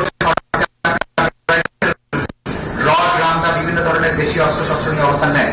আন্দোলনকারীরা শাহবাগে পৌঁছালে ছাত্রলীগ নেতাকর্মীরা তাদের চাপার জন্য হাসপাতালের ভেতরে আগুন লাগিয়ে দেয় সন্ত্রাসীরা। একই সময় বাংলা মোটর, আজিমপুর, খিলগাঁও, মোহাম্মদপুর, উত্তর আটিকাটুলি, যাত্রাবাড়ি, ফার্মগেট, কারওয়ান বাজার, মিরপুর 10, শাহবাগ এলাকায় সংঘর্ষ ছড়িয়ে পড়ে। হামলা, গুলি, গ্রেনেড এবং লাশ। বাংলা মোটরে আওয়ামী লীগ ছড়ে আন্দোলনকারীদের ছত্রভঙ্গ করে দেয়। আজিমপুরে হাসিবুর রহমান মালিকের নেতৃত্বে আওয়ামী লীগ নেতাকর্মীরা শিক্ষার্থীদের উপর নৃশংস হামলা চালায়। উত্তরা শিক্ষার্থীরা হাসপাতালে ভর্তি হন। মোহাম্মদপুর বাস স্ট্যান্ডে আওয়ামী লীগ কর্মীরা লাঠি এবং দেশীয় অস্ত্র নিয়ে জড়ো হয়ে পুলিশকে সহযোগিতা করে নিরস্ত্র শিক্ষার্থীদের উপর হামলা চালায়। খিলগাঁওয়ের গলিতে গলিতে ছাত্রলীগ, পুলিশ এবং সরকার সমর্থিত সন্ত্রাসীরা একত্র হয়ে আন্দোলনকারীদের উপর নির্বিচার হামলা চালায়।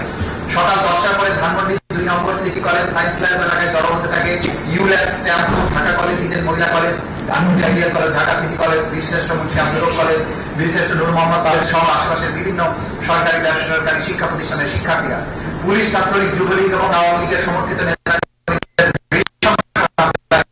যুদ্ধক্ষেত্রে পরিণত হয় রাজধানীর মিরপুর 10 এলাকা। পুলিশ এবং আওয়ামী লীগ নেতা কর্মীদের পাটকেল নিক্ষেপ একজনের মৃত্যু হয়। সিলেট, রংপুর, পাবনা, কিশোরগঞ্জ, মুন্সিগঞ্জ, সিরাজগঞ্জ, কক্সেস বাজার, বরিশাল, বগুড়া, শেরপুর, ভোলা, জয়পুরহাট, সাভার, হবিগঞ্জ সহ মোট 19 জেলায় সহিংসতায় শহীদ হন অন্তত 91 জন। বেশিরভাগই শিক্ষার্থী, নিরস্ত্র আন্দোলনকারী। শহীদদের মধ্যে বহুজন সরকারি বাহিনীর গুলিতে প্রাণ হারান। সরকারের কঠোর দমন পীড়নের পদক্ষেপ হিসাবে বিকাল 6টা থেকে অনির্দিষ্টকালের জন্য কারফিউ জারি করা হয়। সারাদিন আহত শহীদদের বহন করে ঢাকা মেডিকেল কলেজের আন্দোলনকারী শহীদ মিনার থেকে শাহবাগের দিকে মিছিলে গিয়ে চিৎকার করতে থাকেন আমার ভাই মৌলিকুনি আছে।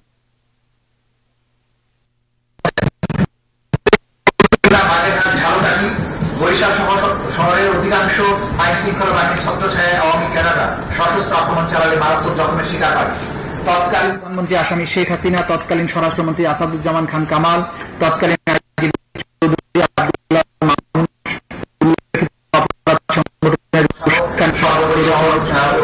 অধস্তম্ভের নির্দেশ প্রদানের মাধ্যমে উপরোক্ত মানবতা বিরোধী অপরাধ 5ই আগস্ট 2024 মার্চ টু ঢাকা স্বাধীন বাংলাদেশের ইতিহাসে এক অবিস্মরণীয় দিন। ফ্যাসিস্ট শেখ হাসিনার দানবীয় শাসন ব্যবস্থা ও দাম্ভিকতার পতন। 2024 সালের 5ই আগস্ট বাংলাদেশের ইতিহাসে এক বিভীষিকাময় দিন হিসেবে চিহ্নিত হয়ে আছে। ফ্যাসিবাদী শেখ হাসিনার পতনের দিনে যখন লাখো জনতা মার্চ টু ঢাকা আন্দোলনের মাধ্যমে রাস্তায় নেমে আসে, তখন সরকারের দমন পীড়নের নিষ্ঠুরতা চূড়ান্ত সীমায় পৌঁছায়। সকাল থেকে সেনাবাহিনী জানত শেখ হাসিনা শাসনের অবসান। পুলিশ বাহিনীর কিছু সদস্য বাস্তবতা অস্বীকার করে চেষ্টা করে। শহরের বিভিন্ন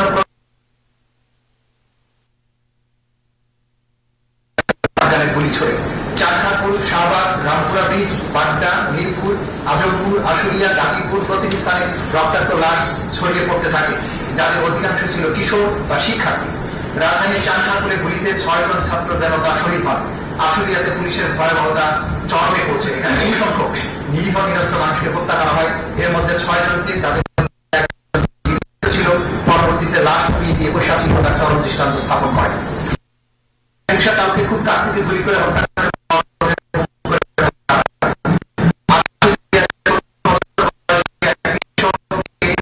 গুলি করেছিল তারা বন্ধু করা হয়। এমন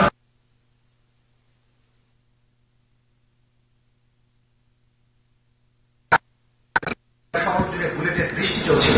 মর্মান্তিক ভাবে কিছু এলাকায় পুলিশ গুলিবিদ্ধ মরদেহ পুলিশ ভ্যানে উঠিয়ে আগুন লাগিয়ে পুড়িয়ে ফেলে।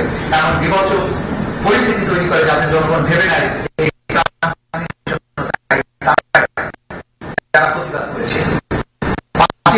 ছিল মুক্তির সূচনা। কিন্তু সেই দিনটি রঙিন হওয়ার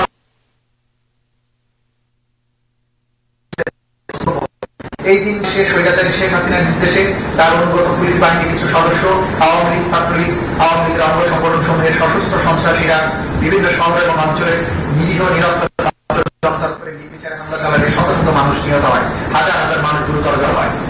তৎকালীন প্রধানমন্ত্রী আসামি শেখ হাসিনা, তৎকালীন স্বরাষ্ট্রমন্ত্রী আসাদুজ্জামান, তৎকালীন আইজিপি চৌধুরী আব্দুল মামুন উল্লিখিত অপরাধ সংগঠনের উস্কানি, প্ররোচনা সহ সর্বোপরি সহায়তা অন্তঃস্থদের নির্দেশ প্রদানের মাধ্যমে উপরোক্ত মানবতা বিরোধী অপরাধ সংগঠন করেছে। চিকিৎসা প্রদানে বাধা। তৎকালীন আওয়ামী ফ্যাসিস্ট সরকারের বিভিন্ন বাহিনী এবং আওয়ামী লীগের বিভিন্ন অঙ্গ সংগঠনের সশস্ত্র ক্যাডারদের আক্রমণে চলমান আন্দোলনে আহত এবং গুরুতরভাবে জখমপ্রাপ্ত ব্যক্তিদের চিকিৎসা গ্রহণে বাধা প্রদান করে। প্রত্যক্ষদর্শীদের বিবরণ এবং ভিডিও থেকে প্রমাণ জানা যায় পুলিশের ডিটেকটিভ ব্রাঞ্চ, ডিজিএফআই, এনএসআই এবং আওয়ামী লীগের সমর্থকেরা এই চিকিৎসা সহায়তায় বাধা প্রদান করে। চিকিৎসা সহায়তা বাধাগ্রস্ত করার দেওয়া, তথ্য সংগ্রহ করা, যে রোগীদের জরুরি চিকিৎসার প্রয়োজন তাদের চিকিৎসা না দিয়ে গ্রেপ্তার করা এবং চিকিৎসা প্রদানকারী কর্মীদের ভয় দেখানো হয়। তার অংশ হিসাবে চিকিৎসা প্রদানকারীকে দুর্গম অঞ্চলে বদলি করা হয়। ডিজিএফআই, এনএসআই সহ গোয়েন্দা ও নিরাপত্তা সংস্থাগুলো হাসপাতালগুলোতে অভিযান চালিয়ে মেডিকেল রেকর্ড জব্দ করে এবং চিকিৎসা প্রদানকারী কর্মীদের চিকিৎসা প্রদানে অস্বীকার করতে ইচ্ছাকৃত চিকিৎসা সেবা ব্যবস্থা ব্যাহত করার ফলে আহত জখম গুরুতর আকার ধারণ করে এবং অনেকে মৃত্যুর ঘটনা ঘটে। ভুক্তভোগী এবং প্রত্যক্ষদর্শীদের বিবরণ ইঙ্গিত করে যে পুলিশ প্রায়ই চিকিৎসা সহায়তা দিতে ইচ্ছাকৃতভাবে বাধা দিয়েছে, যেমনটা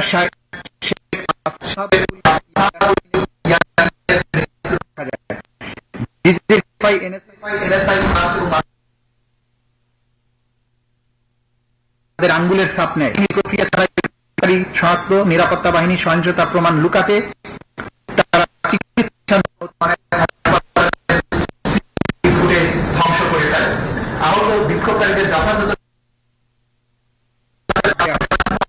না করতে চাপ দেওয়া হয়। একাধিক সাক্ষ্যের মাধ্যমে জানা যায় যে এটি ঊর্ধ্বতন মহলের নির্দেশে করা হয় এবং এর মধ্যে হাসপাতাল পরিদর্শনে আসা ঊর্ধ্বতন কর্মকর্তারাও ছিলেন। নিরাপত্তা বাহিনী এবং বিভিন্ন গোয়েন্দা সংস্থা বিভিন্ন হাসপাতালে একই ধরনের বাধা প্রয়োগ করেছে, যা থেকে প্রতীয়মান হয় উপর মহল থেকে সকল স্থানে একই কৌশল অবলম্বন করতে বলা হয়েছে। কোন এক হাসপাতালে গুলিবিদ্ধ হয়ে মারা যাওয়া ব্যক্তিদের মৃত্যুকে দুর্ঘটনা হিসেবে রেকর্ড করার নির্দেশ দেওয়া হয়। নির্দেশ না মানলে চিকিৎসা কর্মীদের বিরুদ্ধে মামলা করার হুমকি দেওয়া হয়। অন্য একটি হাসপাতালে পুলিশের নির্দেশ দেওয়া ছিল যে গুলিবিদ্ধ কাউকে ভর্তি না করার। অন্য একটি হাসপাতালে আওয়ামী লীগের একজন সংসদ সদস্য সরাসরি আহত বিক্ষোভ দুইজন তাদের গ্রেফতার করে, এর ফলে অন্যান্য আহতরা লুকিয়ে যায়।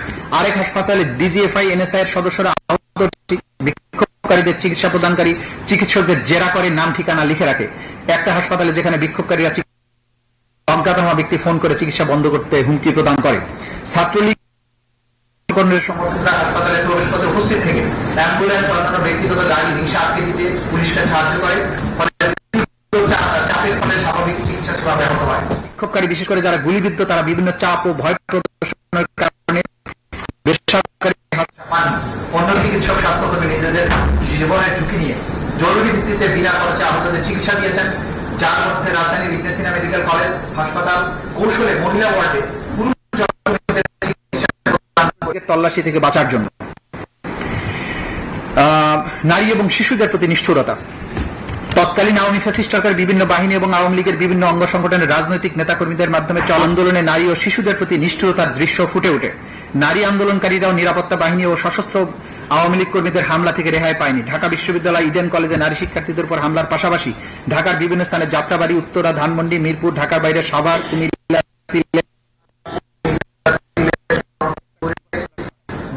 নির্বিচারে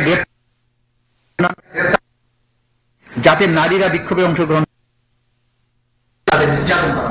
নারীদের শারীরিক লক্ষ্যে তাদের মুখ, বক্ষ, পেলভিস, নিতম্ব লক্ষ্য করে আঘাত করা হয়। আঘাত করার পাশাপাশি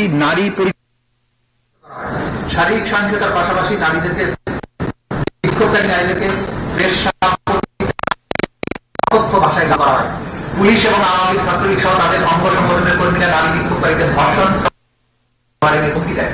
আওয়ামী লীগ কর্মীদের হাতে নারী বিক্ষোভকারীদের শারীরিক যৌন সহিংসতার একটা ঘটনা ঘটেছে। আগস্টের প্রথম দিকে ঢাকায় বাসের লাঠিয়াতে কয়েকজন পুরুষ এক মহিলাকে আটকিয়ে তিনি আন্দোলনকারী কিনা জানতে চায়। তার ব্যাগ এবং ফোন তল্লাশি করে একটি বাংলাদেশের পতাকা পাওয়া তার চুল টেনে ধরে, পোশাক ছিঁড়ে ফেলে এবং বক্র নিতম্বে চাপ দিয়ে ধরে রাখে ও অশ্লীল গালিগালাজ করে। ধর্ষণের হুমকি দেয়, তাকে শারীরিকভাবে লাঞ্ছিত করে, বক্ষ গোপনাঙ্গে হালির মন্তব্য করে। পরবর্তী সেই ভুক্তভোগী নারীকে আবারও ফোন করে ধর্ষণের হুমকি দেওয়া হয়।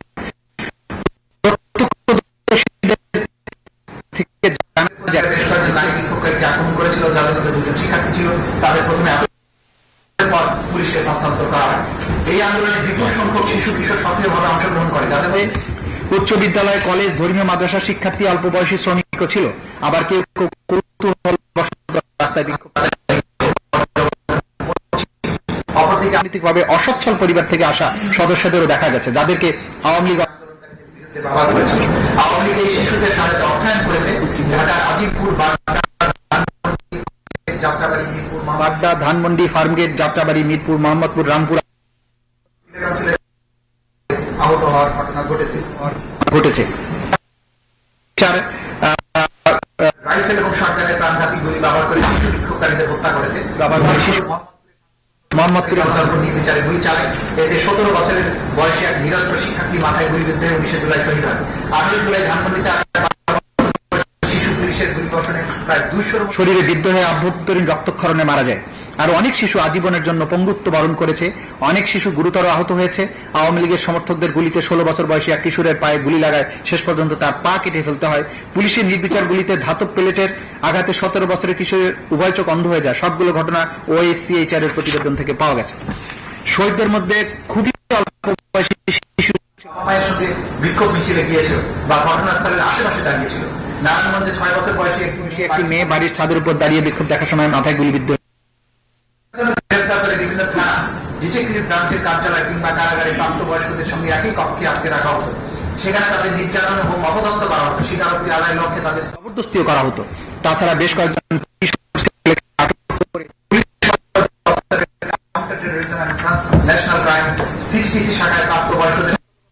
কিশোরকে বিনা বিচারে 13 দিন আটক রাখা হয়েছিল। ওই কিশোর সহ আরো অনেককে গ্রেফতার করা হয়েছিল আবু সাইদের হত্যার ঘটনার মোড় ঘুরিয়ে দেওয়ার জন্য।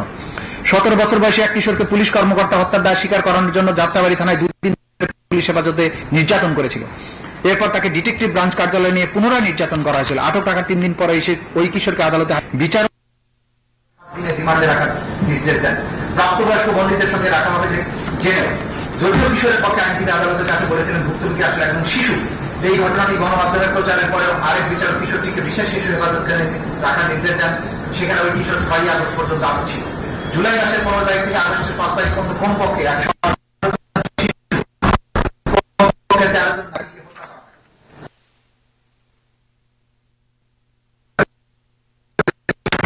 তার বিরুদ্ধে কি কি মামলা আছে সেগুলো আমরা বলেছি। আসাদুজ্জামান খান কামালের পরিচয় দিয়েছি, মামুনের পরিচয় দিয়েছি। এবার আমি চলে আসছি পেজ 108। আসামিদের বিরুদ্ধে মানব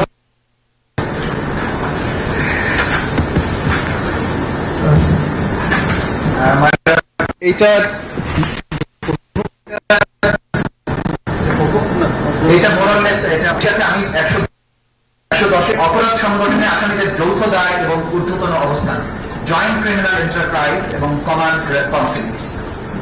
বাংলাদেশের তৎকালীন প্রধানমন্ত্রী তথা নির্বাহী বিভাগের প্রধান, বাংলাদেশ আওয়ামী লীগের সভাপতি এবং 14 দলীয় জোট প্রধান হিসেবে আসামি শেখ হাসিনা ছিলেন সকল ক্ষমতা এবং কর্তৃত্বের সর্বোচ্চ কেন্দ্রবিন্দু। একজন শাসক হিসেবে সকল গুরুত্বপূর্ণ সিদ্ধান্ত তিনি এককভাবে গ্রহণ করতেন।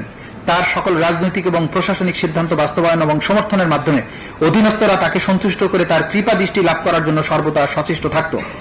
জুলাই বিপ্লবে সংগঠিত সকল মানবতা বিরোধী অপরাধের প্রধান এবং একমাত্র কারণ ছিল যে কোনো মূল্যে শেখ হাসিনাকে ক্ষমতায় টিকিয়ে রাখা।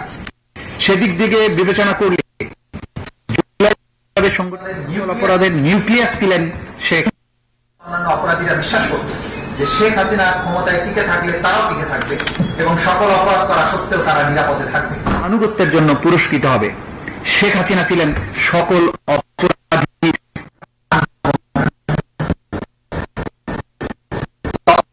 স্বরাষ্ট্রমন্ত্রী, আওয়ামী লীগের নেতা এবং নীতি নির্ধারক জ্ঞান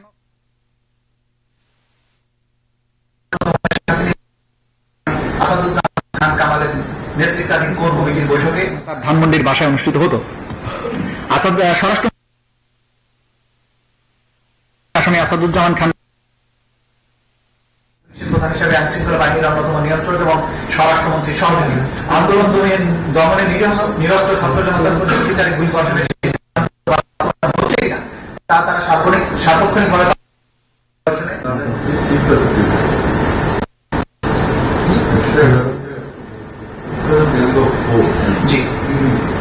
গ্যাং অফ ফোর একটা শব্দ ছিল, 4 জন ব্যক্তিকে নিয়ে একটা বিশেষ কমিটি ছিল। সেই কমিটির সদস্য ছিলেন আসাদুজ্জামান খান কামাল, সালমান এফ রহমান, ওবায়দুল কাদের এবং আনিসুল হক।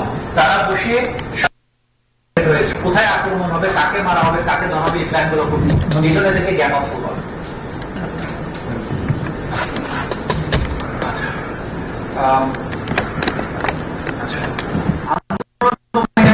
নিরীহ ছাত্র জনতার গুলি বর্ষণের সিদ্ধান্ত বাস্তবায়ন হচ্ছে কিনা তা পরিদর্শন এবং পর্যবেক্ষণ করতেন। আন্দোলন চলাকালীন 27 জুলাই 2024 খ্রিস্টাব্দে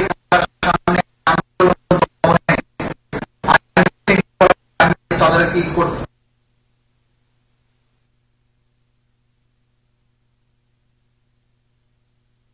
প্রদর্শন করেন ওয়ারি জোনের ডিসি এবং সেটা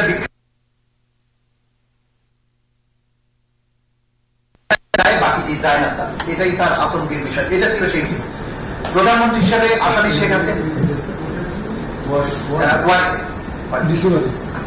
প্রধানমন্ত্রী হিসেবে আসামি শেখ হাসিনা, স্বরাষ্ট্রমন্ত্রী হিসেবে আসাদুজ্জামান খান কামাল এবং আইজিপি হিসেবে ঊর্ধ্বতন অবস্থানে থেকে যৌথ নির্দেশনায় জয়েন্ট ক্রিমিনাল এন্টারপ্রাইজ এবং কমান্ড রেসপন্সিবিলিটির মাধ্যমে তাদের অধীনস্থ নিয়ন্ত্রণাধীন সশস্ত্র আওয়ামী ক্যাডার আইন শৃঙ্খলা বাহিনীর সদস্যদের মাধ্যমে দেশব্যাপী প্রাণঘাতী অস্ত্র ব্যবহার করে নিরীহ নিরস্ত্র ছাত্র জনতার গুলি চালিয়ে 1.5 সহস্রাধিক মানুষকে নৃশংসভাবে হত্যা করেন।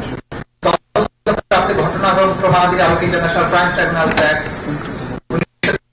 1903 ধারার অধীনে সংগঠিত অপরাধ সমূহ আসামি শেখ হাসিনা, আসাদুজ্জামান কামাল আসামি 4-3 ধারায় ঊর্ধ্বতন অবস্থান এবং আইনগত দায় সুস্পষ্টভাবে প্রতীয়মান হয়।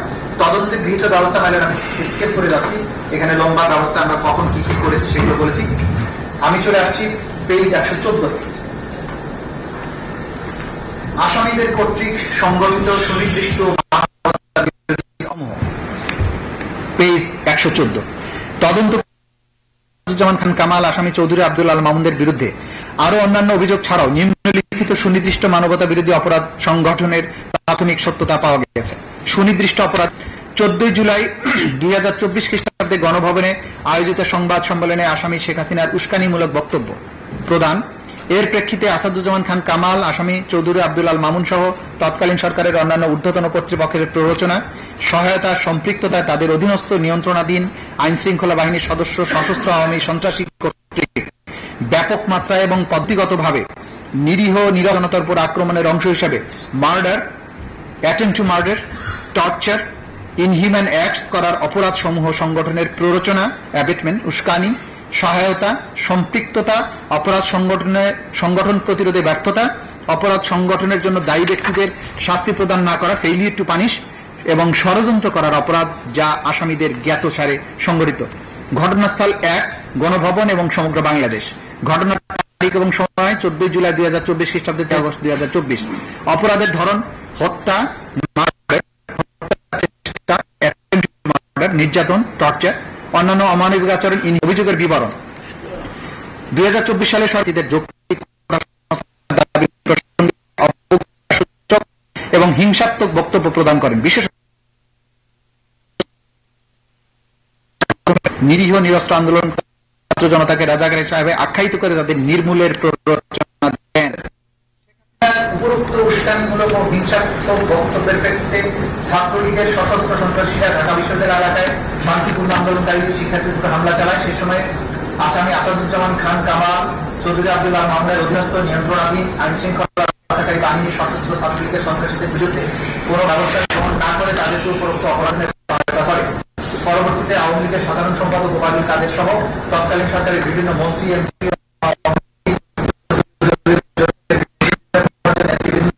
শেখ হাসিনার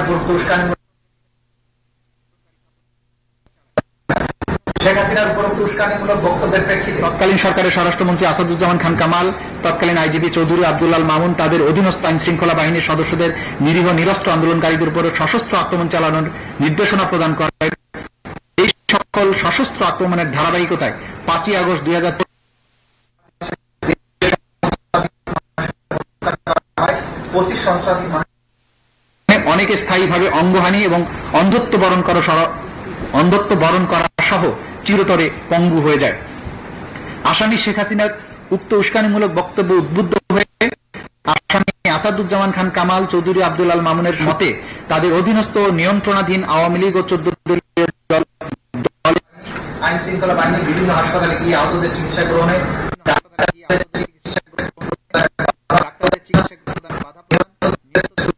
পোস্টমর্টেম করতে কিংবা রিপোর্টে মৃত্যুর সঠিক কারণ করে, নিহতদের জানাজা এবং কবরস্থ করতে বাধা দেয়, নিহতদের স্বজনের কাছে মৃতদেহ হস্তান্তর না করে বেওয়ারিশ লাশ হিসাবে গণকবরে দাফন করা, লাশ গুম করার উদ্দেশ্যে আগুন দিয়ে পুড়িয়ে দেওয়ার মাধ্যমে অমানবিক আচরণ বা আদার ইনহিউম্যান অ্যাক্টস করার অপরাধ সমূহ সংগঠন করে।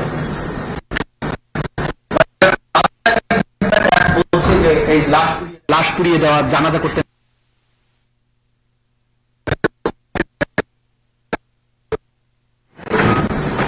কোনো নেক্সাসের প্রবলেম নেই, এটা অ্যাবসলিউটলি নেক্সাস আছে এবং এই নির্দেশগুলো আমরা প্রমাণ করি। এগুলো তো সাক্ষাতে যাবো, আমরা চার্জ যেটা নিয়ে আসছি সেটা একটু দেখেন শুধু। বাংলাদেশের তৎকালীন প্রধানমন্ত্রী তথা নির্বাহী বিভাগের সর্বোচ্চ স্থান থেকে রাজনৈতিকভাবে বাংলাদেশ আওয়ামী লীগ এবং তার অঙ্গ সংগঠনসমূহের দলীয় প্রধান এবং 14 দলীয় জোটের প্রধান হিসাবে শেখ হাসিনার উক্ত উস্কানিমূলক বক্তব্য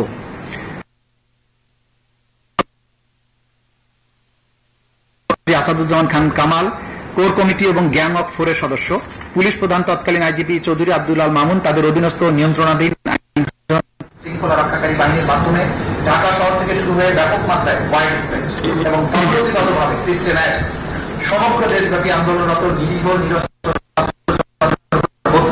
হত্যার চেষ্টা, নির্যাতন এবং অমানবিক আচরণ সহ মানবতা বিরোধী অপরাধ আপনাদের জ্ঞাতসারে পরিচালিত হয়। বিভিন্ন কাজের মাধ্যমে আসামিদের হত্যার প্রচেষ্টা, নির্যাতন, অমানবিক আচরণ করার অপরাধ সংগঠনের প্ররোচনা, সহায়তা, ফ্যাসিলিটেট, অপরাধ সংগঠনের প্রতিরোধে ব্যর্থতা, ষড়যন্ত্রের মাধ্যমে the international crimes tribunal act 1973 3 2 4 1-2-3 ধারার মানবতা বিরোধী অপরাধ সংগঠন করে, যা এই আইনের 20 এবং 20 ধারায় শাস্তিযোগ্য। সুনির্দিষ্ট অপরাধ 2, আসামি শেখ হাসিনা কর্তৃক ছাত্র জনতার উপর এবং প্রাণঘাতী অস্ত্র বা লিথাল ওয়েপন ব্যবহারের মাধ্যমে আন্দোলনকারীদের হত্যা ও নির্মূলের নির্দেশ। কামাল তৎকালীন আইজিপি চৌধুরী আব্দুল আল মামুন কর্তৃক নিয়ন্ত্রণাধীন এবং অধীনস্থ আইন শৃঙ্খলাকে নির্দেশনা দিয়ে কার্যকর সংগঠনের নির্দেশ, অর্ডার, সহায়তা, ফ্যাসিলিটেট, কনস্পিরেসির মাধ্যমে মানবতা বিরোধী অপরাধ সংগঠন করেছে যা তাদের জ্ঞাতসারে কার্যকর করা হয়েছে। ঘটনাস্থল ঢাকা বিশ্ববিদ্যালয় ভিসির বাসভবন এবং সমগ্র বাংলাদেশ। এটা তার অর্ডারের চার্জ। এটা অপরাধের টর্চার, অ্যাবডাকশন, আদার ইনহিউম্যান অ্যাক্ট, এইগুলো করার জন্য তার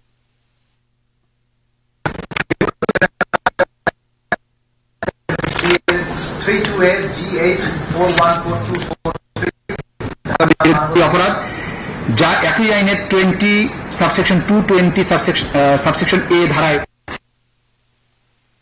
কামাল চৌধুরী আব্দুল আল মামুন অভিযোগের বিবরণ। 2024 সালে 14 জুলাই রাতে তৎকালীন প্রধানমন্ত্রী শেখ হাসিনা ঢাকা চ্যান্সেলর দেখা যায় আসামি শেখ হাসিনা থেকে কোটা সংস্কারের দাবিতে দেশব্যাপী চলমান বৈষম্য বিরোধী ছাত্র জনতার শান্তিপূর্ণ গণতান্ত্রিক আন্দোলনরত নিরীহ নিরস্ত্র ছাত্র জনতাকে পুনরায় রাজাকার উল্লেখ করে তাদের ফাঁসি দেওয়া এবং গুলি করে হত্যার নির্দেশ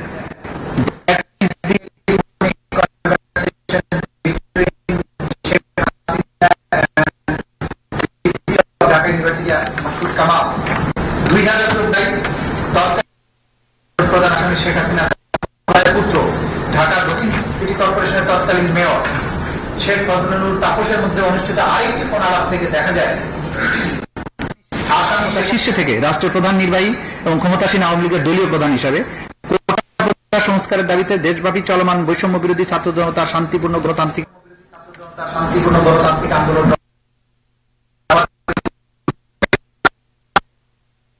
আইন শৃঙ্খলা রক্ষাকারী দেন। এছাড়াও তিনি ড্রোন ব্যবহার করে আন্দোলনকারীদের অবস্থান শনাক্ত করে তাদেরকে বেআইনি হেলিকপ্টার নির্দেশনার ফলে আইন শৃঙ্খলা রক্ষাকারী বাহিনী দেশব্যাপী আন্দোলনরত নিরীহ নিরস্ত্র ছাত্র জনতাকে বেআইনি আটক করে নির্যাতন, তাদের উপর নির্বিচারে গুলি বর্ষণ করে হত্যা, হেলিকপ্টার ব্যবহার করে নির্বিচারে গুলি বর্ষণের মাধ্যমে নারী ও শিশু সহ দেশ সহস্রাধিক মানুষকে হত্যা এবং হাজার হাজার মানুষকে আহত করে। আসামি শেখ হাসিনার ষড়যন্ত্রমূলক পরিকল্পনা, নির্দেশনা তৎকালীন স্বরাষ্ট্রমন্ত্রী আসাদুজ্জামান খান কামাল, কোর কমিটি এবং গ্যাং অফ কোরের সদস্য চৌধুরী আব্দুল আল মামুন তাদের অধীনস্থ নিয়ন্ত্রণাধীন আইন শৃঙ্খলা বাহিনীর সদস্যদের ড্রোন, হেলিকপ্টার, প্রাণঘাতী অস্ত্র, লিথাল ওয়েপন ব্যবহারের নির্দেশনা প্রদান করে তা বাস্তবায়ন নিশ্চিত করে। উক্ত সিদ্ধান্ত বাস্তবায়ন হচ্ছে কিনা আসামি আসাদুজ্জামান খান কামাল এবং চৌধুরী আব্দুল আল মামুন তাৎক্ষণিক সরজমিনে পরিদর্শন এবং পর্যবেক্ষণ করতেন। আন্দোলন চলাকালে 27 জুলাই 2024 খ্রিস্টাব্দে যাত্রাবাড়ি থানার সামনে মোবাইলে ধারণকৃত আন্দোলনরত ছাত্র জনতাকে গুলি করে হত্যার ভিডিও তাদেরকে প্রদর্শন করেন ওয়ারি জোনের ডিসি ইকবাল।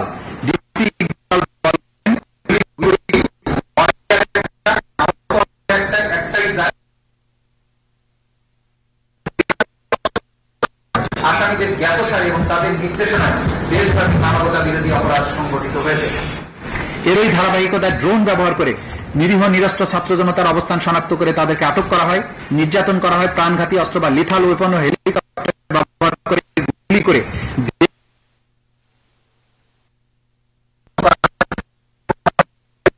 পঙ্গু হয়ে যায়। প্রাণঘাতী অস্ত্র বা লিথাল ওয়েপন ব্যবহারের নির্দেশ সারা দেশে নিরীহ নিরস্ত্র ছাত্র জনতার উপরে 3,05,300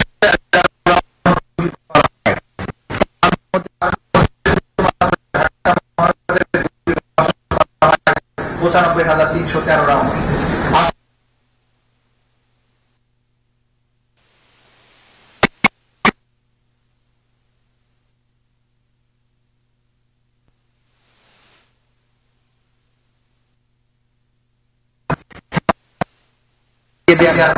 অন্যান্য অমানবিক আচরণ বা আদার ইনহিউম্যান অ্যাক্ট সংগঠন করা।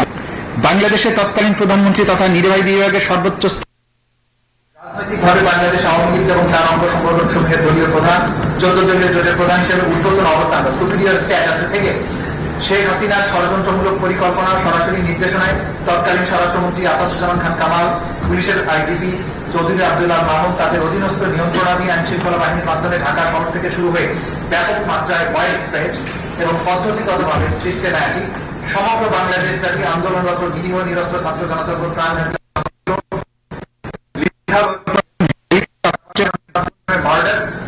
মার্ডার, নির্যাতন, অমানবিক আচরণ সহ মানব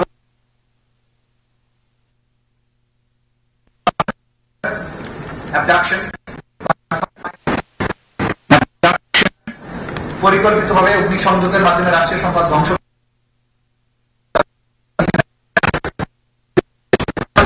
সহায়তা, সম্পৃক্ততা এবং ষড়যন্ত্রের মাধ্যমে the international crimes tribunals act 1973 এর 32AGH 41423 ধারা মানবতা বিরোধী অপরাধ সংগঠন করেছেন, যা একই আইনের 20(2) এবং 20(a) ধারা শাস্তিযোগ্য অপরাধ। সুনির্দিষ্ট অপরাধ 3, আসামি শেখ হাসিনার আন্দোলনরত ছাত্র জনতাকে আসাদুজ্জামান খান কামাল নিয়ন্ত্রণাধীন আইন শৃঙ্খলা বাহিনীর সদস্য সশস্ত্র কর্তৃক ব্যাপক মাত্রায় এবং পদ্ধতিগতভাবে নিরীহ নিরস্ত্র ছাত্র জনতার উপর আক্রমণের অংশ হিসাবে 16 জুলাই 2024 খ্রিস্টাব্দে রংপুরের বেগম রোকেয়া বিশ্ববিদ্যালয়ের সামনে আগ্নেয়াস্ত্র দিয়ে স্বল্প দূরত্ব থেকে সরাসরি নিরীহ নিরস্ত্র আন্দোলনকারী ছাত্র আবু সাইদের বুক লক্ষ্য করে বিনা উস্কানিতে একাধিকবার গুলি চালিয়ে নির্মমভাবে হত্যা করার মাধ্যমে উল্লেখিত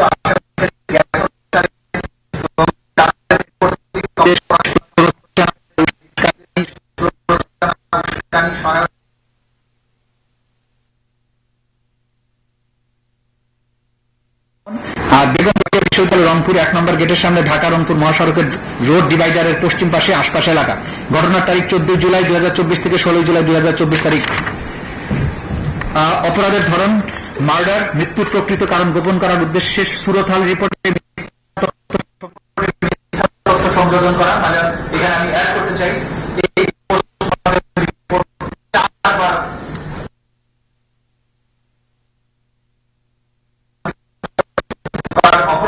সংগঠনের নির্দেশ, প্ররোচনা, উস্কানি, সহায়তা, সম্পৃক্ততা, ষড়যন্ত্রের মাধ্যমে ইন্টারন্যাশনাল ক্রাইমস ট্রাইব্যুনালস অ্যাক্টের 32AGH 41423 ধারার মানবতা বিরোধী অপরাধ সংগঠন, যা একই আইনের 20(2) এবং 20(a) ধারার শাস্তিযোগ্য অপরাধ।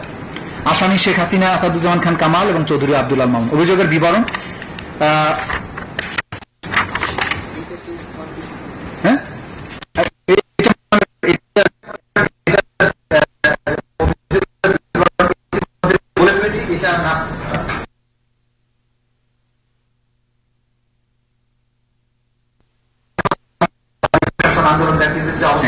অপরদিকে বিশ্ববিদ্যালয়ের সামনে নিরীহ নিরস্ত্র ছাত্র জনতা বিক্ষোভ মিছিল শুরু করলে তাতে পুলিশ এবং আওয়ামী লীগ সশস্ত্র ক্যাডাররা ছাত্র জনতার উপরে নির্বিচারে গুলি চালায়। ফলে আন্দোলনরত ছাত্র জনতা গুরুতর আহত ও ছত্রভঙ্গ হয়ে গেল। সেই মিছিলে থাকা আন্দোলনকারী ছাত্র সমন্বয়ক আবু সাইদ তার অবস্থান ত্যাগ না করে দুহাত প্রসারিত করে দাঁড়িয়ে থেকে প্রতিবাদ অব্যাহত রাখলে রংপুর মেট্রোপলিটন পুলিশ কমিশনার অন্যান্য পুলিশ কর্মকর্তাদের তত্ত্বাবধানে বিশ্ববিদ্যালয় প্রশাসনের উস্কানিতে কনস্টেবল সুজন চন্দ্র রায় তাদের হাতে আগ্নেয়াস্ত্র দিয়ে স্বল্প দূরত্ব থেকে সরাসরি আবু সাইদের বুক লক্ষ্য করে বিনা উস্কানিতে একাধিক গুলি চালিয়ে তাকে নির্মমভাবে হত্যা করে। আবু সাইদ নিহত হওয়ার পর তার মৃতদেহ রংপুর মেডিকেল কলেজ হাসপাতালে নিয়ে যাওয়া হলে গোপন করে মৃত্যু হয়েছে বিষয়টি উল্লেখ না করে মাথায় আঘাতজনিত কারণে মৃত্যু হয়েছে রিপোর্টে উল্লেখ করে। পোস্টমর্টেম রিপোর্টে গুলিতে নিহত পুলিশ এবং আওয়ামী সমর্থিত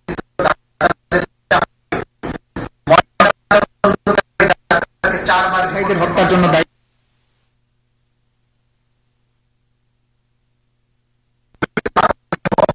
অপরাধ আসামিদের জ্ঞাতসারে পরিচালিত হয়। এখানে কাজের মধ্যে আসামিগণ মার্ডার রিপোর্টে মিথ্যা তথ্য সংযোজন করা, পোস্টমর্টেম রিপোর্ট বারবার পরিবর্তন করা, মিথ্যা বর্ণনা দায়ের করার মাধ্যমে অমানবিক আচরণ করার অপরাধসমূহ সংগঠনের নির্দেশ, উস্কানি, সহায়তা, সম্পৃক্ততা এবং ষড়যন্ত্রের মাধ্যমে দ্য ইন্টারন্যাশনাল ক্রাইমস ট্রাইব্যুনালস অ্যাক্টের 32AGH 41423 ধারার এই আইনের 20(2) এবং 20(a) ধারায় শাস্তিযোগ্য। সুনির্দিষ্ট অপরাধ মারণাস্ত্র ব্যবহার করে আন্দোলনরত ছাত্র জনতাকে হত্যার নির্দেশের প্রেক্ষিতে আসাদুজ্জামান খান কামাল চৌধুরী ঊর্ধ্বতন সম্পৃক্ততায় তাদের অধীনস্থ সন্ত্রাসী মাত্রা এবং পদ্ধতিগতভাবে নিরীহ নিরস্ত্র 5 আগস্ট 2024 তারিখে ঢাকা মহানগরী চানখারপুর এলাকায় আন্দোলনরত নিরীহ নিরস্ত্র ছাত্র জনতার উপর তৎকালীন সরকারের আইন শৃঙ্খলা রক্ষাকারী বাহিনীর সদস্যদের কর্তৃক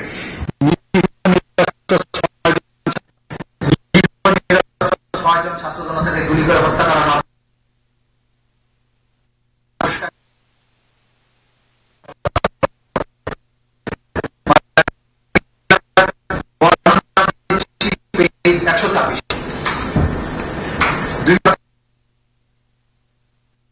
তারিখে গণভবনে সংবাদ সম্মেলন আয়োজন করা হয়। এটা তো আগে এটা লাস্ট 127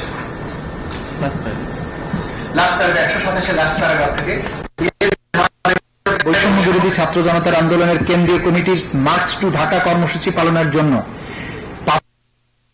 জনগণকে ঢাকায় আসার আহ্বান জানানো হয়। স্বাধীনতা পরবর্তী সময়ে বাংলাদেশের মানুষের মনে যে বৈষম্যহীন একটি সমাজ প্রতিষ্ঠার স্বপ্ন জন্মেছিল তা বাস্তবায়নে গণতন্ত্র প্রতিষ্ঠার উদ্দেশ্যে মার্চ টু ঢাকা কর্মসূচি পালনের উদ্দেশ্যে বাংলাদেশের প্রতিটি অঞ্চল থেকে নিরীহ মানুষ 5 আগস্ট আন্দোলনের অংশ হিসেবে প্রাণঘাতী অস্ত্র বা লিথাল ওয়েপন ব্যবহার করার গুলি করার যে নির্দেশনা দেওয়া হয় তা বাস্তবায়নে ঢাকার বিভিন্ন প্রবেশ মুখের ন্যায় ঢাকা মেডিকেল কলেজ হাসপাতাল সংলগ্ন চানখারপুর তার আশেপাশের এলাকায় অস্ত্রশস্ত্রের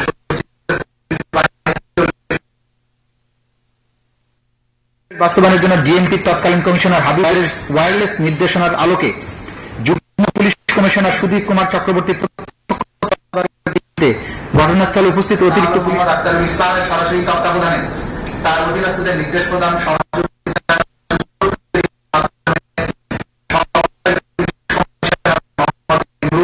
পুলিশ পরিদর্শক মোহাম্মদ আশরাফ হোসেনের ইসলাম এর মাধ্যমে প্রাণঘাতী চাইনিজ রাইফেল দিয়ে সুনির্দিষ্টভাবে গুলি করে ঘটনাস্থল থানাধীন চানখারপুর ও সংলগ্ন বংশাল ও চকবাজার এলাকায় সকাল হতে দুপুর 2:30টার মধ্যে শহীদ শাহরিয়ার খান আনাস, শহীদ শেখ মাহাদি হাসান জুনায়েদ ওরফে মুস্তাফিজ, শহীদ মোহাম্মদ ইয়াকুব, শহীদ মোহাম্মদ রাকিব হাওলাদার, শহীদ মোহাম্মদ ইসমাইল হক, শহীদ মানিক মিয়াকে নৃশংসভাবে হত্যা করে। এখানে কাজের মাধ্যমে আসামিগণ মার্ডার করার নির্দেশ, অর্ডার, প্ররোচনা, অ্যাবেটমেন্ট, উস্কানি, ইনসাইটমেন্ট, সহায়তা, ফ্যাসিলিটেশন, সম্পৃক্ততা, কমপ্লিসিটি, ষড়যন্ত্র, কনস্পিরেসির মাধ্যমে the international crimes tribunals act 20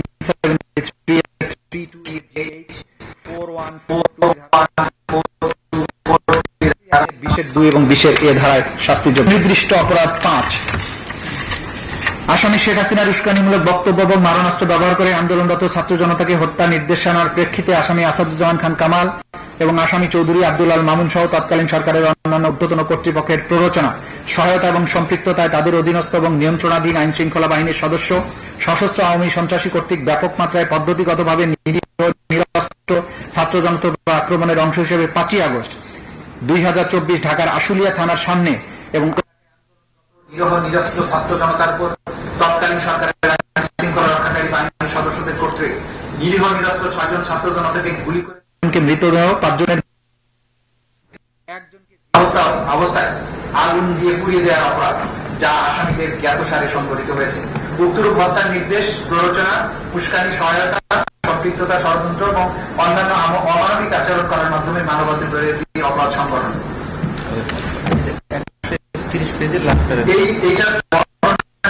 আমরা দিয়েছি পেজ 100। এর ধারাবাহিকতায় ছাত্র জনতার আন্দোলনের কেন্দ্রীয় কর্মসূচির মার্চ টু ঢাকা কর্মসূচি পালন 5 আগস্ট সারা দেশ থেকে ঢাকায় আসার আহ্বান জানানো হয়। স্বাধীনতা পরবর্তী সময়ে বাংলাদেশের মানুষের জন্য মনে যে বৈষম্যহীন সমাজ প্রতিষ্ঠার স্বপ্ন জন্মেছিল তা বাস্তবায়নের উদ্দেশ্যে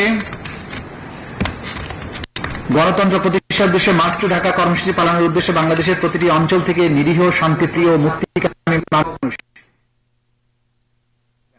আসামি শেখ হাসিনা, আসাদুজ্জামান খান কামাল এবং চৌধুরী আব্দুল আল মামুনের ষড়যন্ত্রমূলক আন্দোলন দমন করার সর্বাত্মক প্রচেষ্টার অংশ হিসাবে প্রাণঘাতী অস্ত্র লিথাল ওয়েপন মাধ্যমে গুলি করার যে নির্দেশনা দেওয়া হয় তা বাস্তবায়নে স্থানীয় সংসদ সদস্য মোহাম্মদ সাইফুল ইসলাম তৎকালীন ডিআইজি সৈয়দ নুরুল ইসলামের সরাসরি তত্ত্বাবধানে স্থানীয় পুলিশ ও আওয়ামী সশস্ত্র সন্ত্রাসীরা আশুলিয়া থানা এলাকায় জড়ো হওয়া ছাত্র জনতাকে বাধা প্রদান করে এবং গুলি করে হত্যা।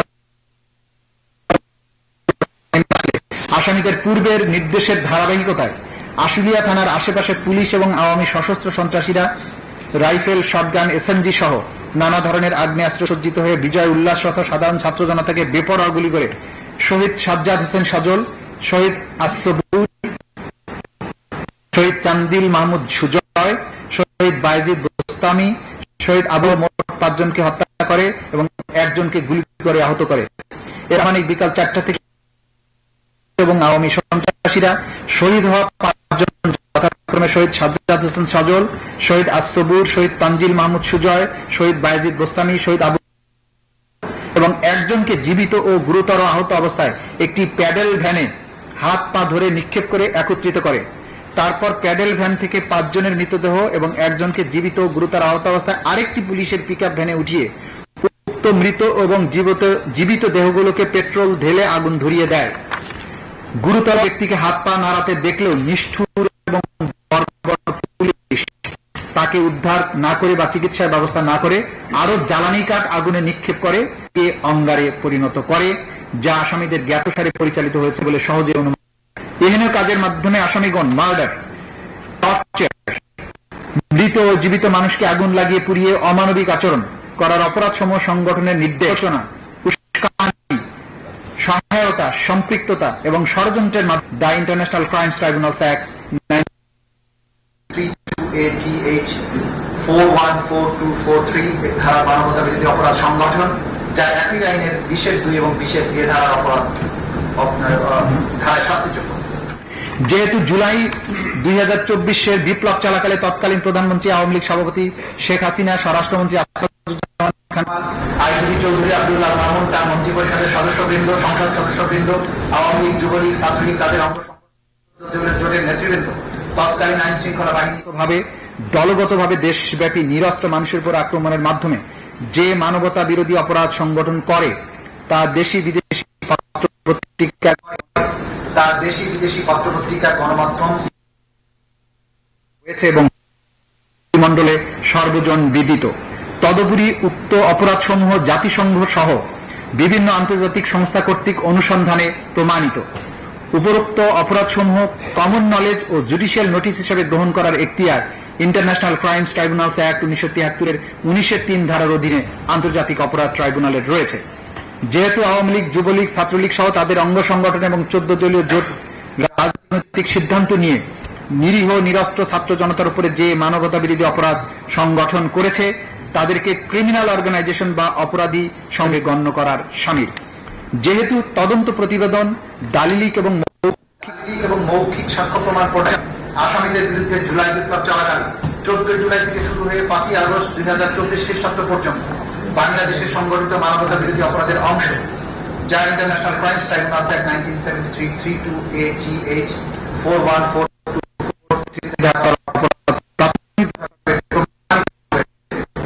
যা উক্ত আইনের বিশেষ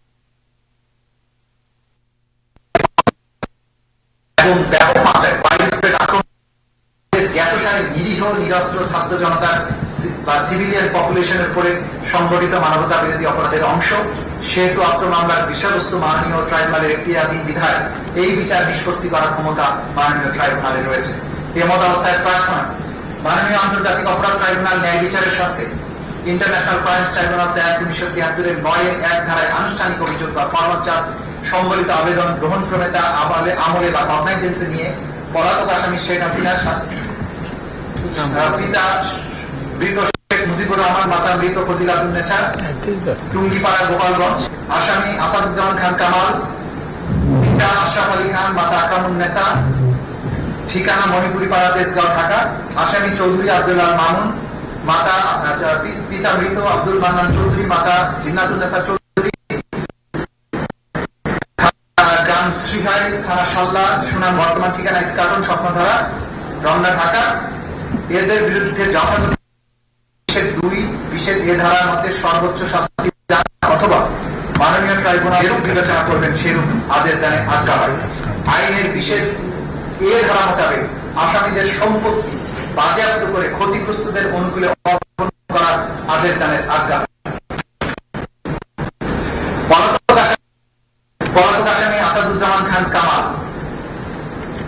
বন্ধের বিরুদ্ধে অত্র মামলায় গ্রেফতারি পরোয়ানা আগেও জারি ছিল। করে যেহেতু মামলা আইসিটি বিধি কেস হিসেবে আজকে এখানে হবে, তাদের বিরুদ্ধে নতুন করে গ্রেফতারি পরোয়ানা জারির জন্য আদেশ প্রদানের প্রার্থনা করছি। ঢাকা অত্র মামলায় গ্রেফতার দেখানোর আদেশ দানের জন্য আমরা প্রার্থনা করছি। 2024 সালের জুলাই বিপ্লব চলাকালীন সময়ে সংগঠিত অপরাধ এবং পত্রের সাথে সংযুক্ত দালিলিক প্রমাণপত্রের তথ্যপাত্র সমূহ সংশ্লিষ্ট অন্যান্য প্রাসঙ্গিক কমন নলেজ এবং জুডিশিয়াল নোটিশ হিসেবে গ্রহণেরও প্রার্থনা করছি। মাননীয় ট্রাইব্যুনাল ন্যায় বিচারের স্বার্থে অন্য যেরূপ বিবেচনা করে সেরূপ আদেশ দানের জন্য প্রার্থনা করছি। পাশাপাশি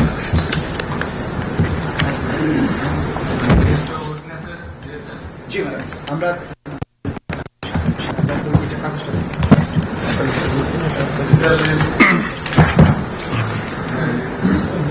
আমরা যেগুলো ফর্মাল চার্জের বাইরে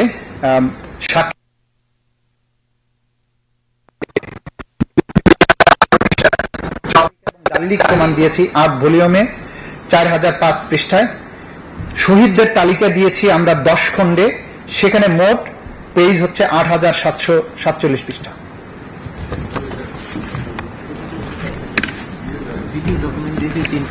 সামারিটা এটা এটা মানে আমি লিখে টাইপ করে দিচ্ছি।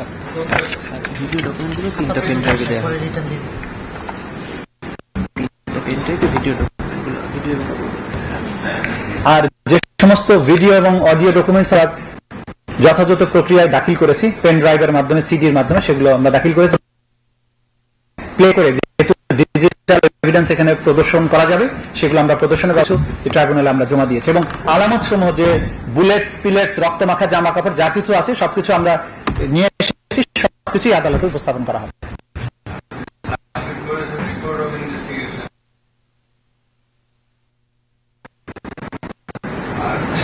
Seizure list and documented evidence.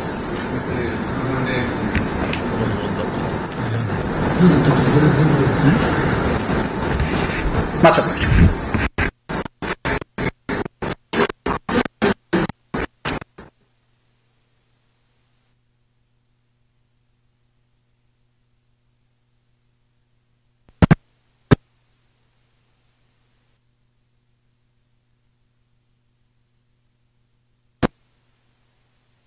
Against the accused, namely former Prime Minister of Bangladesh, Kamal, former Home Advisor, Home Minister, and accused Abdullah, former Speaker.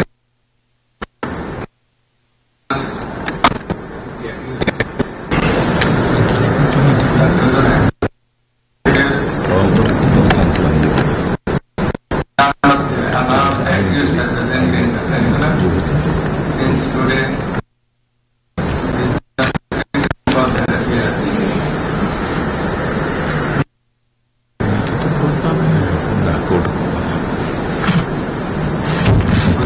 next trial, the formal judge, the learned prosecutor submitted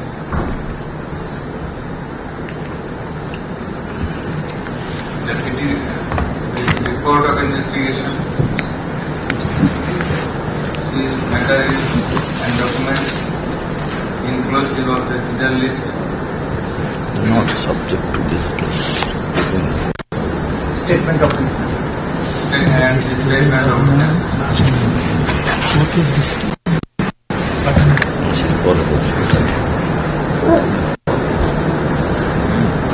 Next letter in the petition, charge.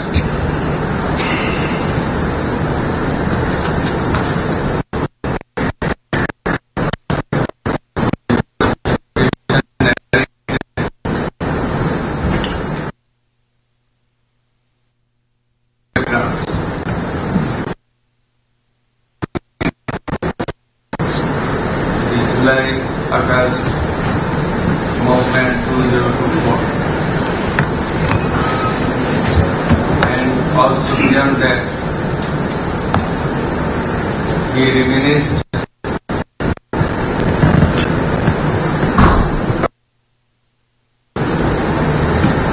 and also some other historical occurrences committed thereafter.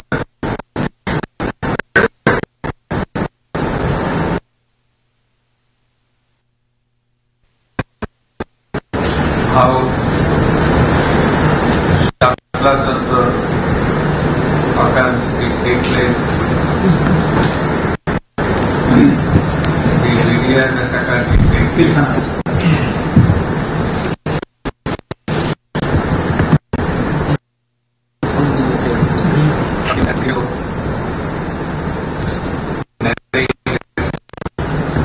Other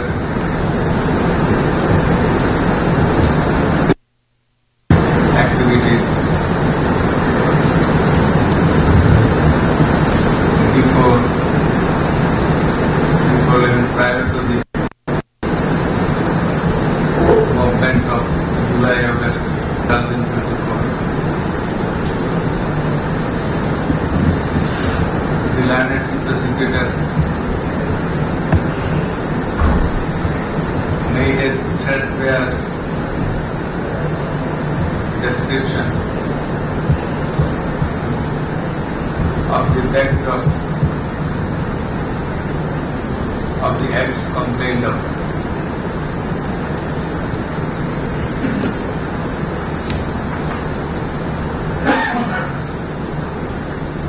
He gave a pen picture in the formal church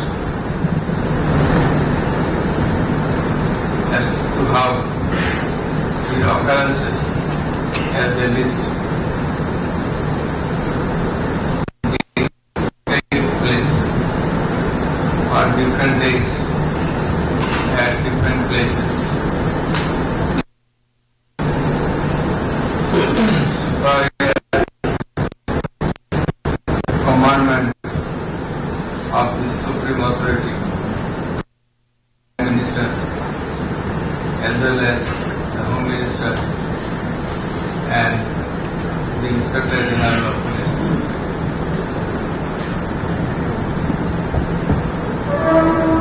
Next, it has been abhorred in the church as well as in the submission of the learned chief prosecutor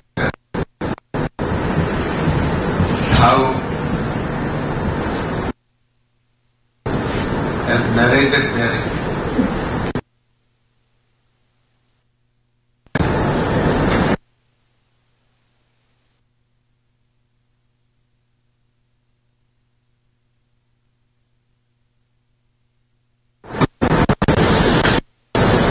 it has been asked by the learned prosecutor that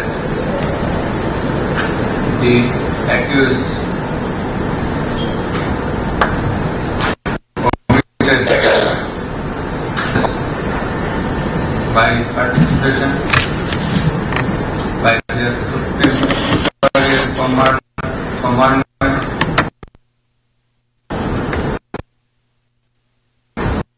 instigation, incitement,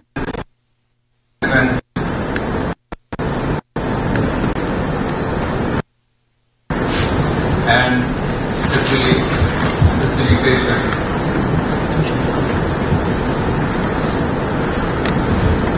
In the formal charge, he brought a number of 5 charges.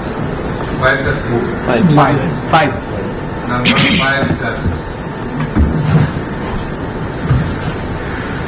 Categorically how he released occurrences within the ambit of the churches will take place. He has illustrated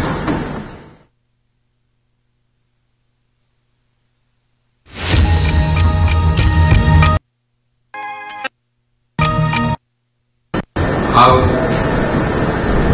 supreme commanders, that is the accused number 1, Sheikh Hasina, number 2, Asaduddin, and number Abdullah Al-Mahmoud.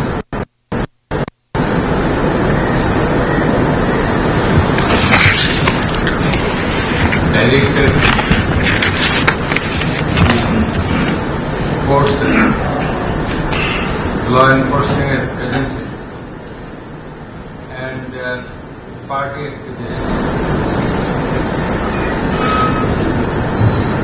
to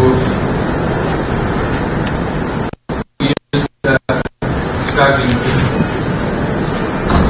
particularly the students. It has also been emphatically asserted by the learned prosecutor that the accused, particularly case number 1, to use lethal weapons and helicopter and also drone to kill the people in the movement. Which consists a good number of people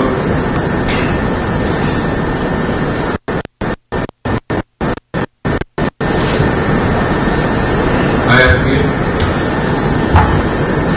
and have been seriously injured.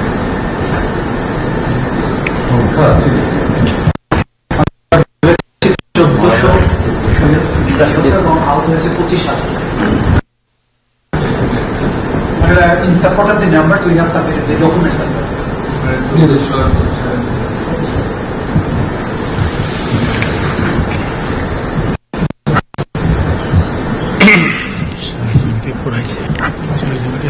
It is also been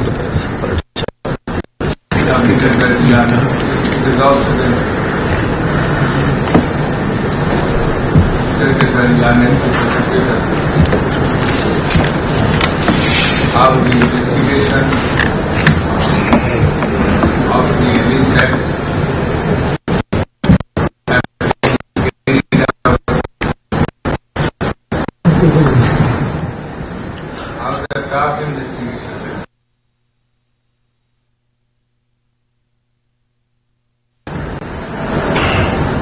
by the investigation agency of the International Crime Squad.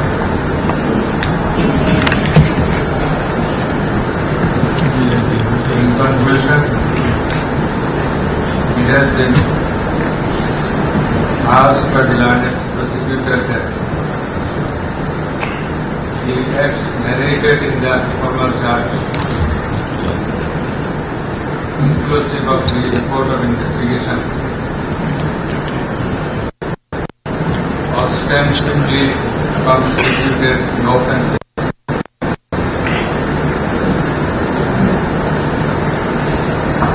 under section 2A, 32A,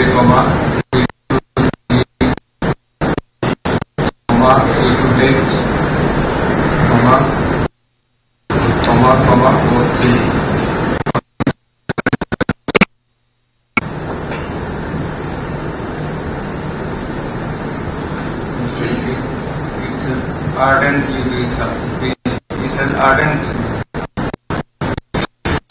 Being submitted by the learned prosecutor, नाम दिए given was Tajul Islam, Tajul Islam. Doing the needful in accordance with the provisions of law, or bringing the accused under legal action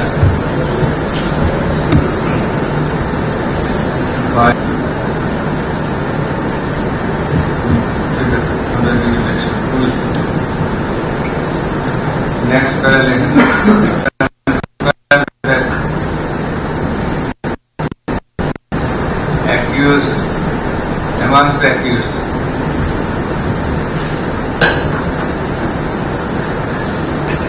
only one accused, Muhammad, has been arrested and is kept in custody. The remaining others, Sheikh Hasina and Asaduddin Kamal.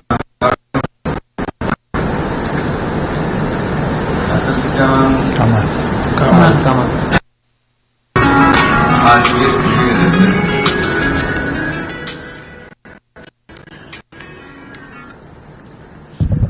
And therefore,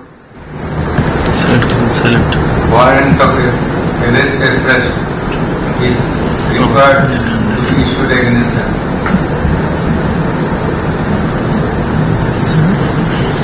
Next, listen. On going through the charge, the Court of Investigation and the other incidental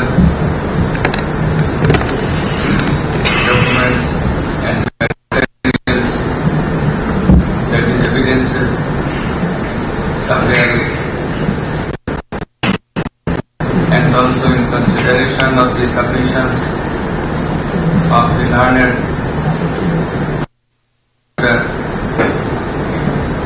and other learned prosecutors,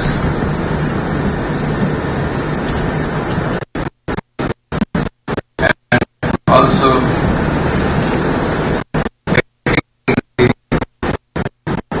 taking all the attending facts and circumstances into this.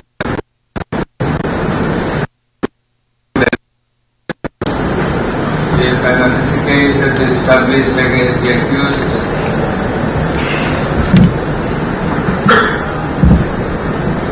so that there is to be proceeded against.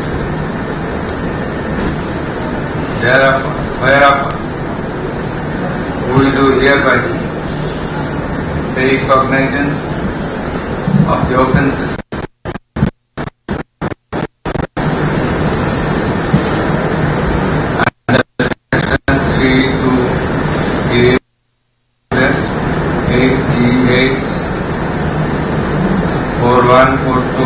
of the International Crimes Tribunal Act 1973 and against all the three accused.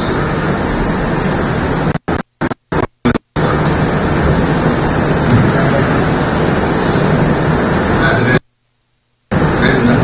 registered and numbered as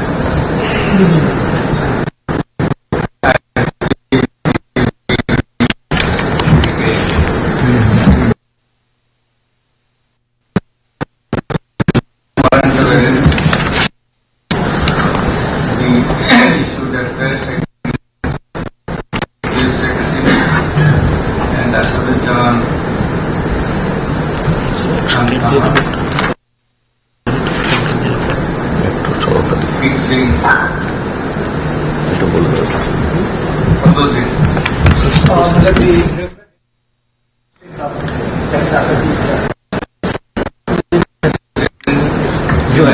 June, this month. 6025 for report and for execution report for appearance of the accused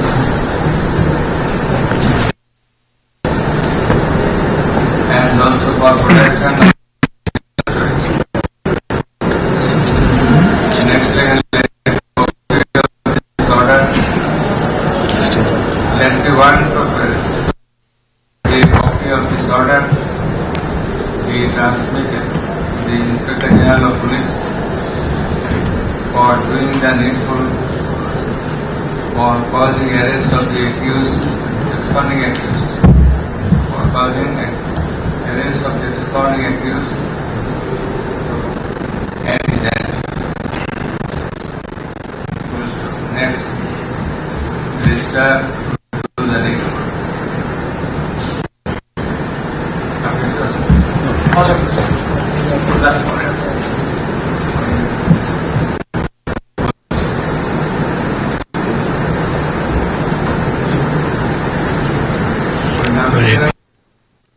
অফেন্সের বর্ণনাটা যেখানে আসছে ওইখানে warning এর বিষয়টা বোধহয় একটু যাতে add হয়ে যায়।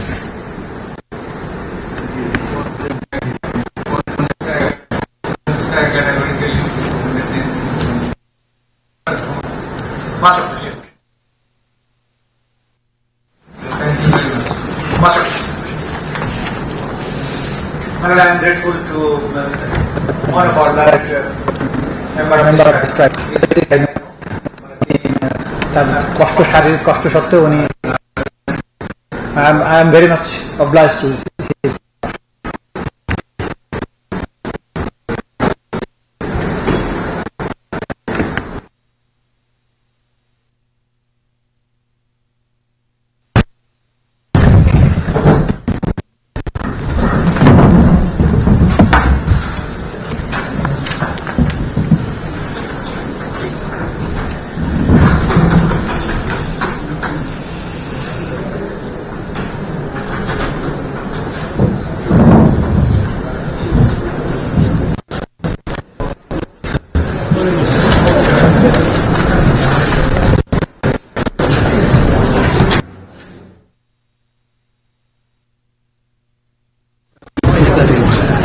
Like